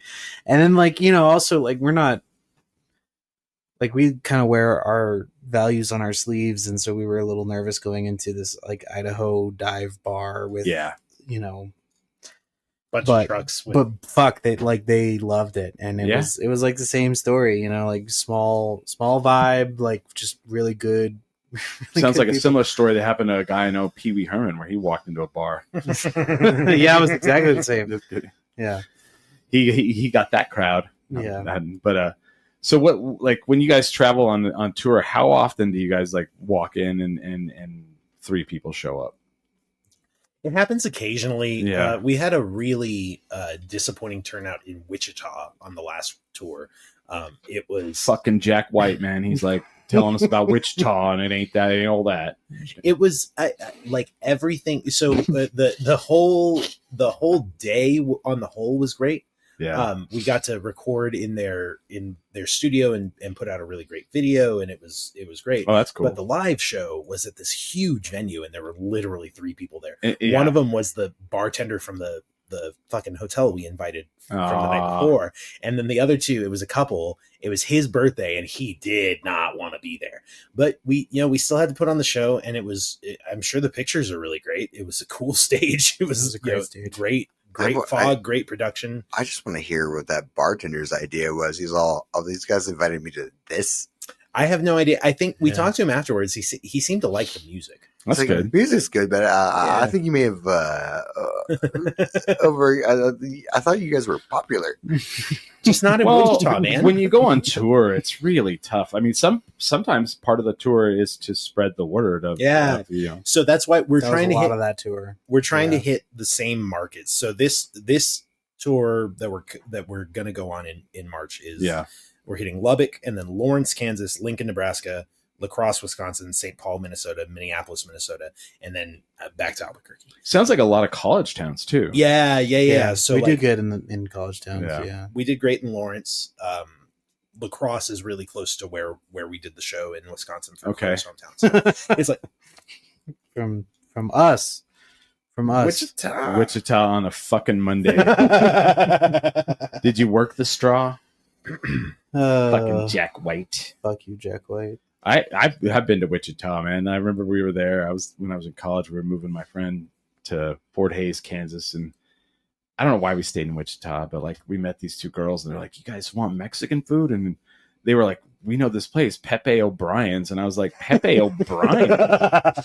No, we don't want to fucking eat there. I mean, maybe some crunchy tacos, but that's it. Like, we're not gonna eat Pepe O'Brien's." Dude, for some reason we find the best Mexican restaurants on tour. It's like they're always we went to a place in Boise. The place in Boise. At Treefort, we had a really good Mexican food place in Boise. You missed out on the place in in eastern Colorado. So we went from, where were we going? We were in Kansas, and we were in Colorado going into Kansas. Right. And I-70 was shut down because of winds. And so we were stopped in this little Kansas. town. Yeah. This little town in eastern Colorado that didn't have anything, but we ended up at this Mexican restaurant. It was really good. Boise, just wherever we are, we just find the good Mexican restaurant. Like, that's the thing though. Cause I mean, we're everywhere. But you want to walk in and see the people. And if they barely speak English, you're like, yes. Yeah. Okay, here we go. The food's going to be good. Like Chicago. That's me and my friend were there and we found really good burritos. And like, they had like red and green, and I was like, "What the fuck?" And I was like, "What is the red sauce made out of? Is that red chili?" And he's like, "No."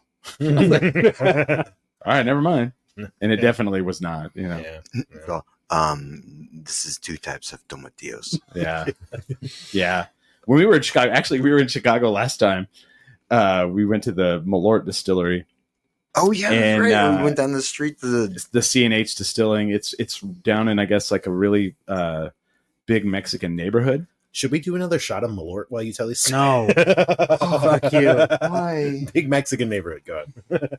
And so the distiller was like, "You guys want to get lunch?" And we walk over, and it's me and Smiley from New Mexico, and then our friends from New Jersey who are with us. And we go in, and like it was really hilarious because like immediately Smiley and I get accents like when we're ordering, And I had to explain to my friend what the food, what was what on the menu. Yeah, we're looking at the menu roll. Mm-hmm. Yeah. I got it. Yeah, and of course it was great. I mean, and then they had the Cholula and the Tapatio, and Dude, what's so weird is going into like big stores, like big grocery stores, or like you go into a Walmart in fucking Utah or in Wisconsin, and the homogenous whiteness. Oh yeah. It's unsettling, man. Like I tell that story a lot of that Utah Walmart. Like it just was weird. And like mayonnaise was the spicy stuff. Yeah. And then like we walked out, like I felt weird. Like, and there's too much black pepper on this. Yeah. And then we walked out, and Travis was like, "Did you notice that like there were no not white people in there?" I was like, "That's what it was. That's what it was." When I was in, it felt so weird. I tell that story. You know what? There's I'm from Arkansas originally, and one of the things that always weirds me out when I don't go back there anymore, but when I went back there, is like you go to, like, it didn't matter what ethnic food like restaurant you went to, they had the ubiquitous like Southern accent. So you go, like, I'm like, this is like some of the best Vietnamese food I've ever had. Yeah, y'all like that? Was that good for you? Yeah, and I'm like, what the fuck is going on? How was that banh mi? There is a huge Vietnamese population in the Gulf Coast of Texas. Yes. Right? Yeah. Like, the Vietnamese is the 3rd most spoken. I mean, here there's a huge. Totally. Right. Yeah. I mean, we did fuck up Vietnam. Yeah, like the whole situation is pretty bad for a while. So my dad ran a pest control business, and we had one of those customers that was like, she grew up in Texas. It was actually, it's Dat Wynn's family, the linebacker from the Cowboys. From the early 2000s, late 90s, early 2000s. Yeah. His family owns a chain of Vietnamese restaurants. Oh, that's awesome. And my dad did their pest control, and so it's like the same thing. We're walking in for like, this is like family friends at this point serving us really great food, and it's perfectly Vietnamese, and everyone's speaking with Texas accent. Oh, it's so unconcerning. You're like, what is this? It's very weird. Yeah. That is interesting. So like my mom and dad lived in Mississippi for a couple of years, and I went down there with a friend of mine and a girlfriend at the time for Thanksgiving. And the night before Thanksgiving, we all went out to this bar that was like 2-story outside of right by a lake. Packed, like at capacity, both floors, and it was like the same situation you were talking about, where like I'm in there, and I'm like, this is cool, but like very weird. And my friend was like, "What? Yeah, it is weird, but what's weird?" And I was like, and it clued on me, and I was like, everyone is white. Yeah, everyone. And like for people who are listening to this when you're from New Mexico, we don't think of diversity as like something that's part of our culture, but it's very part of our culture. Like you hang out with people of all different ethnicities like your whole life. it's been a cultural crossroads for a really long time. Big time. Right? Yeah. Like, between colonialism and the multiple indigenous cultures that are here. Sure. There's been a lot of that mixing going on, and I think we're really fortunate. Well, I mean, for it. if you like when I was growing up, like, we would do the Pledge of Allegiance, but then in school, but then after the Pledge of Allegiance, you would do the New Mexico. I salute the flag of the state of New Mexico among these divided cultures. Yeah. Like that's actually part of, I heard the New Mexico salute, New Mexico flag salute for the first time. I went and watched a friend of mine get sworn into the state House of Representatives. Yeah. And I heard it. It's really, it's nice. Kind of, but it's short. It's short and sweet. Yeah. I mean, had you ever seen the Albuquerque flag? I have seen, when I worked at the convention center, I had to wait because they have an Albuquerque flag. It's weird. Like, so I got that because, we're in Chicago, and Chicago has a really cool city flag. It's just white, and it has the 4 stars and then the blue. I mean, he has it like tattooed on his arm. Partially tattooed on my arm. Are they 6-pointed stars? How many points on those? No, he's got the Malort one on it. I've had the Malort one. So it's an older version. But the 4 stars represent 4 different periods in the city of Chicago's history. Like one of them is the Great Chicago Fire, all these different things. But like, I was like, oh, does Albuquerque have a flag? And I Googled it and I was like, weird. Like, you never see it. Have you seen somebody tried to redesign? Yeah. Hold on, filibuster while I try and find this. I did not know this. So there are like rules. Vexillology is like the study of flags. Yeah. Right? And in the what makes a flag that people love, like what's the appearance, and it's like simplicity. It has to have both sides have to, be no words. Yeah. And like we're breaking some of the rules. But our state flag doesn't.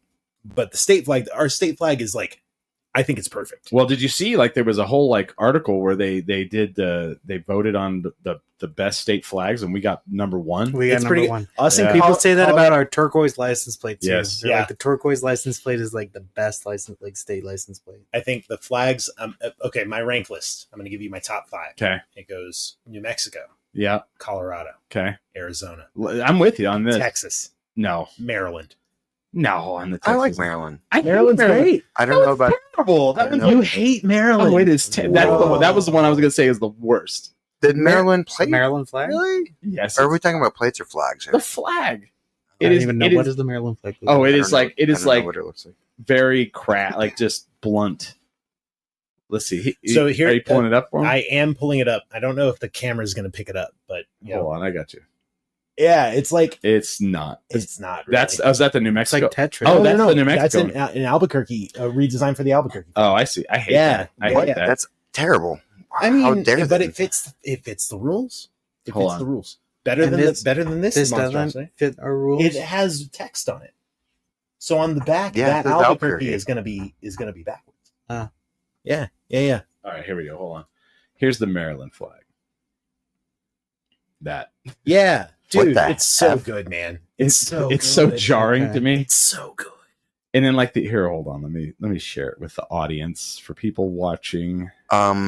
Yes, if you can't see it, it's atrocious. Thank you, Smiley. And then hold on, all things are art is subjective, Smiley. Oh, I'll thank you to remember that. That's fair. This is my own personal opinion on it. Is this the stance of 10 drink minimum? I think so. I don't know. Yeah, apparently, the official stance of the podcast. I'm like, is Maryland's flag sucks. There we go. I'm pretty sure I said atrocious. What is your? That looks like vomit. Favorite? It looks like vomit, dude. Look at that. My 6th favorite flag. Ew. My 6th favorite U.S. state flag. I'm gonna have to think about it. And the Texas one, I don't know. I think it's just plain. It's iconic.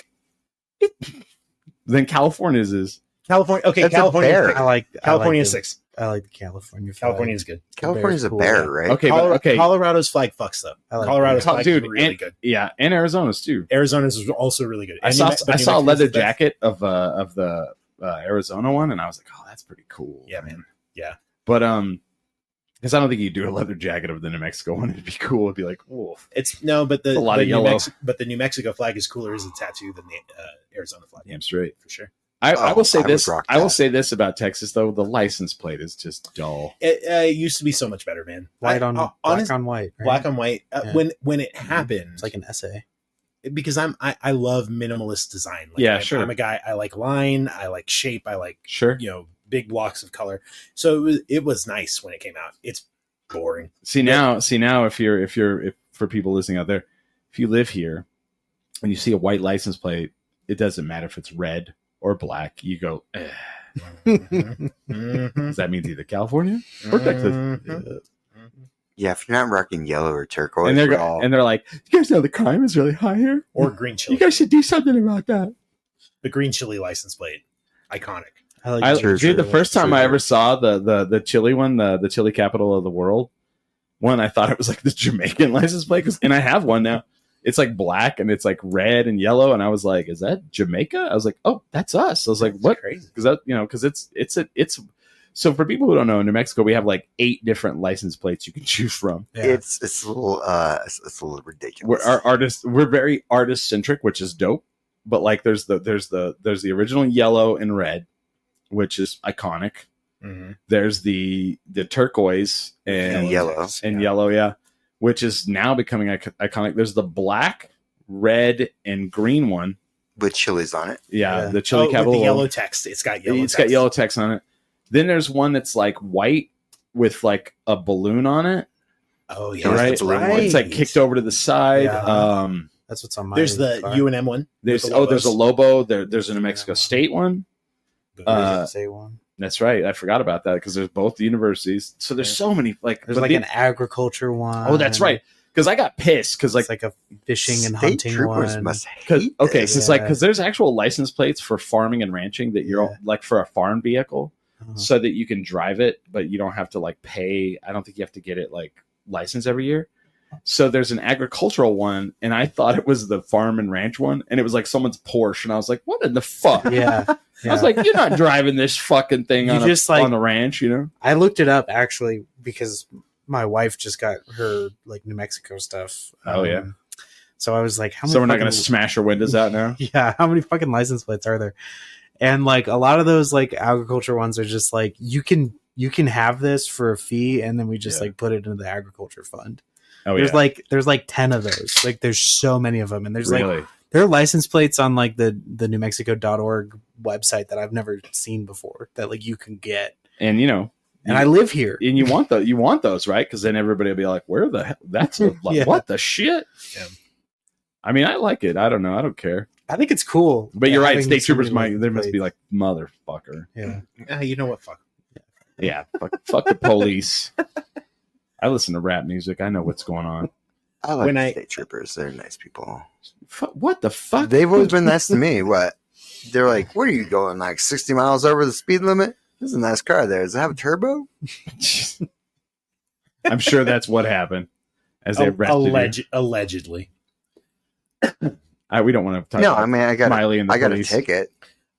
But they were very nice about it. Uh-huh. All right. There's a George Orwell quote. I have no particular love for the idealized worker, but when I see an actual flesh and blood worker in conflict with his natural enemy, the policeman, I don't have to ask myself whose side I'm on. Right. So, yeah, that works.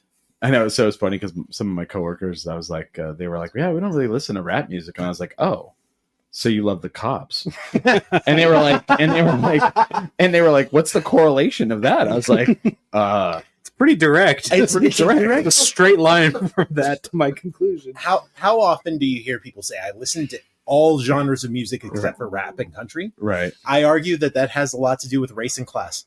Yeah. So get better, people. I've never heard a genre of music called cop music. No. That's country. It's because blue lives don't matter. It's called country. Yeah. I don't know. I don't necessarily agree with that because I grew up listening to country, and the country I listen to. Well, there's I don't think like the Cops. It's called outlaw country for a reason. Yeah. And it's called Smokey and the Bandit. Yeah, brother. Eastbound and Down. The Cops were the bad guy. Like that's the thing. Like people are like, why do you don't like the Cops so much? I was like, I grew up loving. Like the Cops were the bad guys. It's amazing the turn that's been made in rural America. Because like the Dukes of Hazzard, the Cops were the bad guys. Cops were the bad guys. Yeah. Smokey and the Bandit. Cops were the bad guys. Yeah. And now for everyone to be licking boots all the time, it's like it's kind of crazy how that happens. Blue lives matter till I have to kill one to get over to the Capitol building. And that's like Jesus Christ. And I've had friends that have been police, and that's fine. They made a choice, But like, I grew up like in a world where you didn't, and like my mom and dad. Like my dad was a cop at one time in his life, but did he teach me to like the police? Nope. Did my mom? Nope. They were like, don't trust the police. How did we get here? I don't know. I love it. This is how you're on this show. This is where we always go. Hell yeah, brother. That's Hell fantastic. Yeah. It's like, my dad was a police officer, and he's all. I'm surprised we don't get arrested all the time. Hey, don't trust them. Just shut the fuck up. Just visit SHUT. Yeah. THEFUCK.com. Yeah, that's what I do. No thanks. And when I do, like, you know what? And that's the thing. I've had many run-ins with the police, and very rarely is it positive. Like I was downtown one time, and there was a girl sitting in her own urine, passed out on the sidewalk. And like, there was a lot of people downtown at that time. And like, I walk over, I was like, officer, that girl is like in a lot of trouble. And he turns to me, he's like, you don't think I have fucking eyes? And I was like, okay. My bad for. I guess you've got it under control. Chief. Just serve and protect, my friend. Yeah. So yeah. So Jesus. So yeah, it's not like I like just think it's cool that NWA said it. I mean, I've had run-ins many a time with them, and not as many positive ones as I would have liked. Sure. Yeah, so, man. Yeah. They usually try to arrest me. Yeah, I mean, you like, probably fit a profile. Yeah, I'm like, yeah. Someone just beat me up and broke my window. So can we look inside your house and maybe put handcuffs on you? No. Wait, what the hell? What kind of solution is that? Right. Hey, I can't believe we came from the frontier for this bullshit. Excuse me. There's a domestic dispute next door. Oh yeah, we're gonna send a guy with the anger issues and a gun. Yeah, he'll be right there. Right. I want to go in your house. Yeah. Please don't. Please do not. The dude that did it is over there. I can still see him. Right. Like he's not even running 20 anymore. feet away. Did you guys hear about ICE? Okay, this is all allegedly. I read an article, but somebody they broke into somebody's apartment. Were searching around. The 3-month-old is screaming. They're trying to get information, and it takes them a few minutes to realize that they're in the wrong house. They just broke into somebody's house. Jeez. Tore it up. And Whoops. They were at the wrong place. Yeah. Dude, That doesn't sound like the cops I know. That sounds like a daily event. Sure. Man, give them a medal. Yeah. And I'm not saying their jobs aren't hard, because they are, but still. I got to check if we're getting a text from Sydney on this. She's all doing like, the. please, She's guy. getting the hook. Mayday. She's the one who The asked. city of Albuquerque is a sponsor this year. Are they really? Yeah, they are. But we have their flag right here. Yeah, we love Our flag. Hey, no. Our flag. I love the city of Albuquerque, like the physical ground, the buildings, and I everything. love it like a fucking lover. This is my town. Me Plays too. rules, man. And I'll say this, man, but like working with the city of Albuquerque, not a big fan. But but I will say this, there's a lot of crazy things going on in this world for all you people out there, and I got to do a panel with the Lord of the Rings guys, and Sean Astin just got his like masters in like civics or some shit like that. Like, oh wow, he's pretty impressive, and he said it right. He said, "How are we going to right the ship of this this world?" And it's local and state government, and that's absolutely correct. Yeah, and they've been announcing the candidates for who's running for mayor now, and maybe you guys aren't happy with who the mayor is now.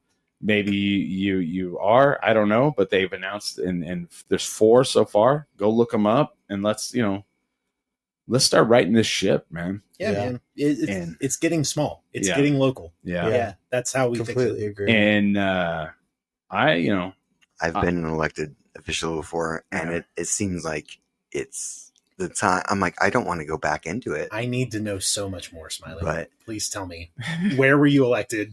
What were you elected to?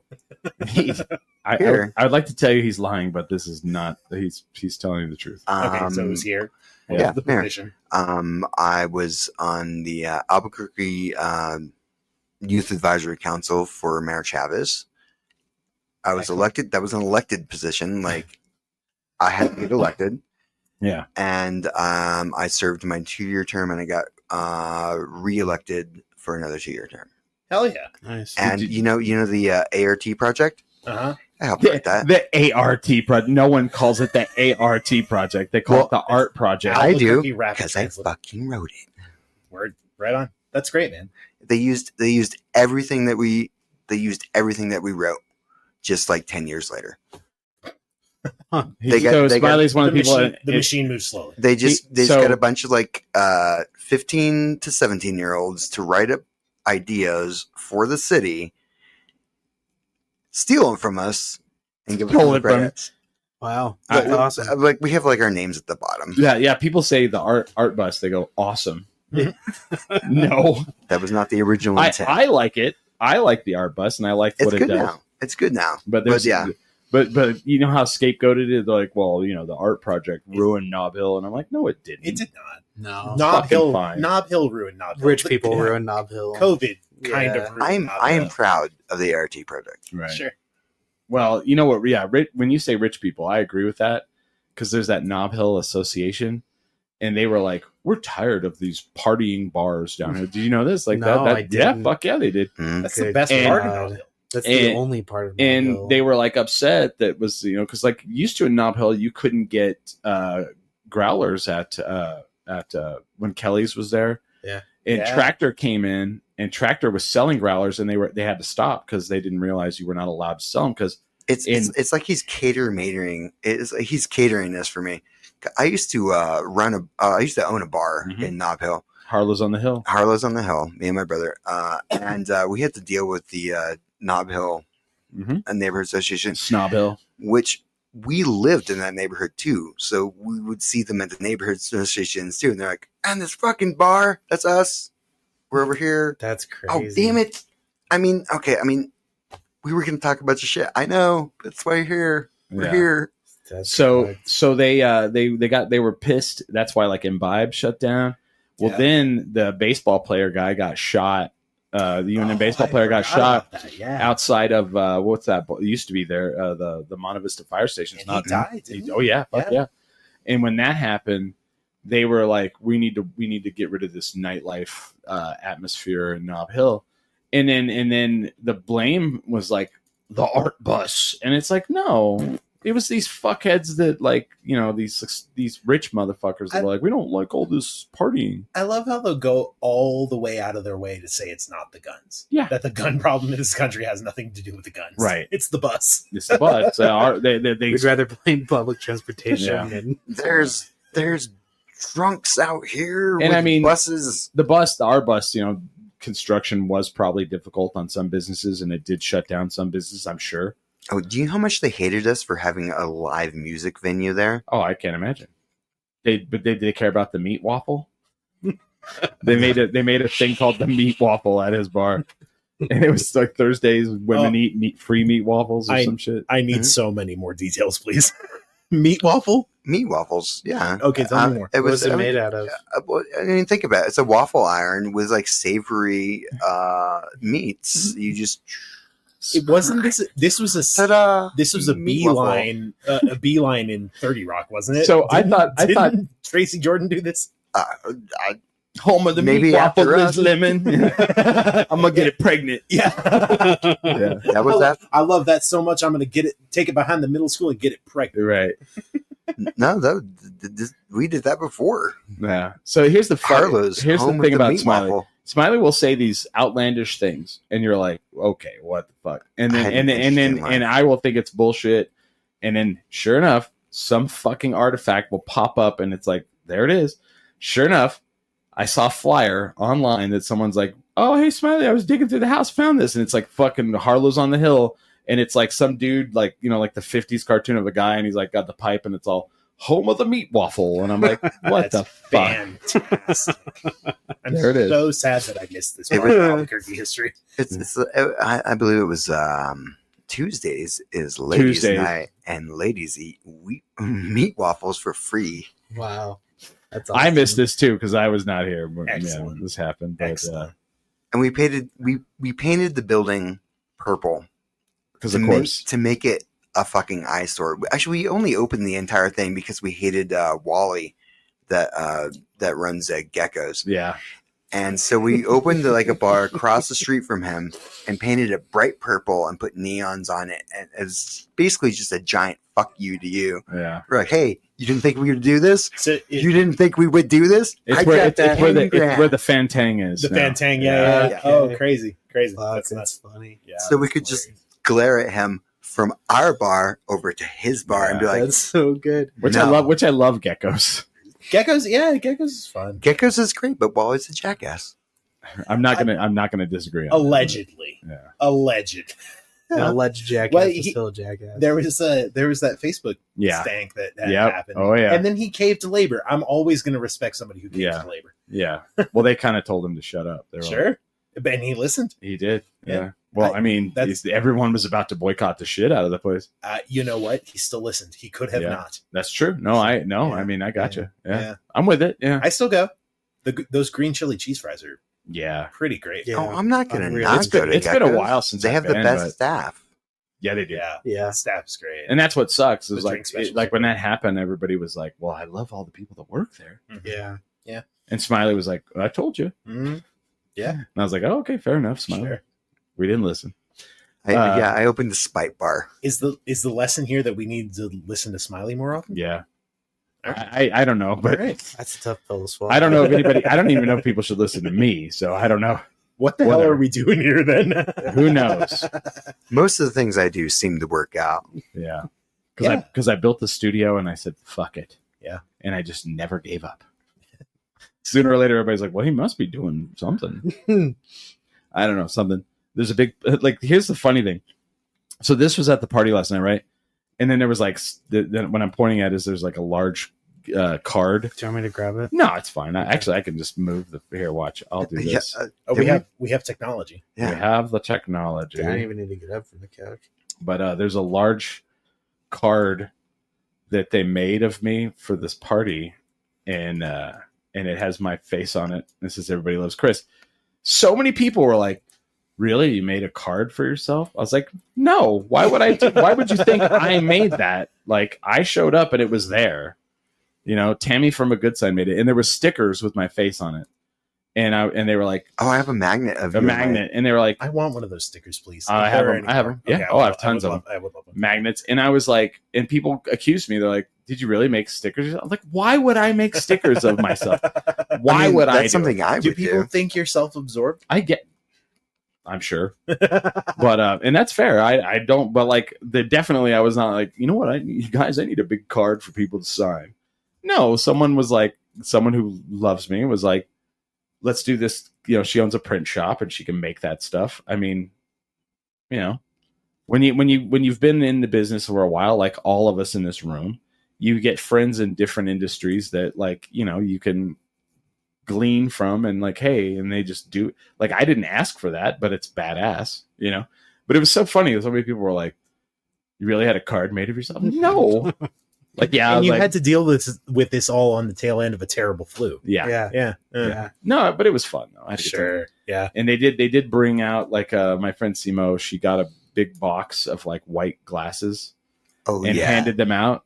And it was funny because like someone showed up and they're like, "Jesus Christ, there you are." They're like, "I thought you were somebody for like 5 fucking people." And I laughed. I was like, "That's funny." Everyone had the most recognizable feature of your face is your glasses. Right. And everyone had them on. Yeah. That's great. Yeah. That's really great. I mean, that is what I look for if I'm looking for you. Yeah. Well, and that was the point. Yeah. Like, when I originally put them on, because people kept confusing me with another guy, like, in the scene. And I don't like him. Sure. And I definitely don't like being confused as him. And so I was like, I'll tell you off the air who it is if you want to know. Yeah. But I was like, yeah, I'm not that person. And they were like, oh, you know, because I'd come up and they'd be like, "When is your band playing?" And I'm like, "I am not blah, blah, blah." And they'd be like, "Oh, Art. Oh, sorry." And I'm like, yeah. So now, but I've also lost weight since then. So I definitely don't get confused anymore. But yeah, I hated it. You had to brand yourself. Yeah. It's good. Exactly. That's exactly what happened. Yeah, I was like, the amount of other drummers that look exactly like me in the city is. Who do you get confused for? You know, like I'm trying to think. The red light cameras guy and I have gotten confused. I'm shorter and stouter. Justin? You think I would never in a million years think you and Justin? I think somebody who doesn't know either of them. Right. I don't know if you know, drummer. Like Travis Emmerich. He plays like jazz drums. Oh, I don't know him. He and I have gotten confused for each other before. No, I don't know him. Yeah. I was gonna say, like, I'm trying to think. I'm like, you don't look like Ryan Shirota. He's only in like 6 bands. Yeah. How many bands are you in? Just one? Yeah. That's That's lazy. The jazz orchestra. I'm just kidding. Well, I do a lot of pickup gigs. I'm just kidding. Yeah. I'm just saying, like drummers are like the people. Like I remember there was one Night of Living cover bands where like a drummer played every set. Yeah. And I was like, dude, that guy's a badass. Like, fuck, man. You have played in a bunch of bands. Yeah. There was one cover bands I did Nirvana, and then right after that I did Erykah Badu. Oh wow, Jesus. That was a really fun night for me. Yeah. That's such a contrast. Yeah, it was crazy. All right. I think we've done enough damage to Sydney's, psyche. She's probably she told us she tuned out. She bailed, so oh good. She tuned out 8 minutes ago. Oh good. Yeah, before we got into all the like Proud Boy stuff. That's probably good. Right? Yeah. or the cop stuff. The anti-cop in the city. I'm like, wah. I told myself when I came in here today that I just don't say anything you don't mean, and you won't get in trouble for anything. But I didn't say anything I didn't mean, and I still might get in trouble. Yeah, I mean, hey, the thing that we don't lie on this show. No, sir. Hey, the way I look at it is like if all I say is good, nice things about the place I live, then it'll never get better. That's true. And in my opinion, I don't feel like the current administration of this city has done anything to make it better for the regular citizens. I mean, probably for the ones that are wealthy, but not so much for the people who are everyday citizens. I mean, the homelessness is unhoused. Unhoused is like off the charts. The crime is off the charts. Somebody's got to, come in and do something. So hopefully, we can get somebody in that will do something. So it ain't going to be me. May it be so. I'll just criticize from the sidelines. That's what I like to do. Monday morning quarterbacking. Speaking of, what's the score of the game? Yeah, let's hear the score before we get off. All right. Is it not over? It is not over. It was just after half when I checked. And currently it is, if this will ever load, it is still 27-0. And we are in the third quarter. We have a little over 2.5 minutes. Oh, wow. That sounds like it's a done deal. It sounds like the real dud of a Super Bowl. I don't know much about sports, but that sounds pretty bad. Yeah. Right. I guess congratulations, Eagles fans. Yeah. It's pretty fantastic. And I played soccer. They're going to be like, the Eagles win the Super Bowl. 3 points to 0. Like, that guy won. They're going to be like tomorrow in Philadelphia. They're going to be like, and the Eagles win. We're champions. And 4 people dead, 16 injured. City's on fire. But City's on fire. They're still working to put out. Flip all the cop cars you want, though. Yeah, fuck yeah. I don't care. Yeah. Thank you guys for watching. See Dust City Opera, Sadness, Madness, and Mayhem. Yeah, March 1st. March Fusion. More information at ampconcerts.org or dustcityopera.com. Yeah, man. They're going to have food trucks. They're going to have 2 bars. You don't have to be 21 to get in, but you have to be 18. There's going to be fire dancers and circus performers and tarot readers. Oh, my. There's going to be terror and fires. That's what I heard. Yeah. Terror and fires. It really is fucking awesome. It's a great event. Yeah. It sounds like it's costume. Yeah. Costumes. Yeah, there are VIP tickets if you are interested in a $150 VIP ticket that gets you $500 in gifts. Give Sydney a call. Yes. Yeah. If you see me, don't look me in the eyes, please. I'm in the VIP area. I'm just kidding. Will there be a green room? There will be a green room. I don't know that anyone other than us will be available or will be allowed to go in there. But you know what, Chris? Talk to Sydney. Use my name. We'll get you in there. Yeah. I'm a green room. Use Travis's name. I'm a green room aficionado. Oh, he is. Excellent. I am. I really. Great. That's rad. He rates them. The Green Room in Kansas. That was a terrible show, but a really great green room. I love my favorite one so far is the Bridge in Santa Fe. They have a good one. I haven't been in that one. That's very nice. That's a goal. It's like a whole big living room, and then they just have a big wall. They have like a big cooler of just all their beers, then a huge wall of like just literally like snacks of all different kinds. It's like perfect goals. Goals. Yeah, like they go to Costco and get it's almost like you're in a grocery like a convenience store. There's just like I'll grab a couple beef jerky. I'll grab a muffin. Hell yeah, best. All right. So yeah, man. Thank you guys. Thank you. Thanks for having us. Yeah. Man. With that, this was cool. We are 10 drink minimum.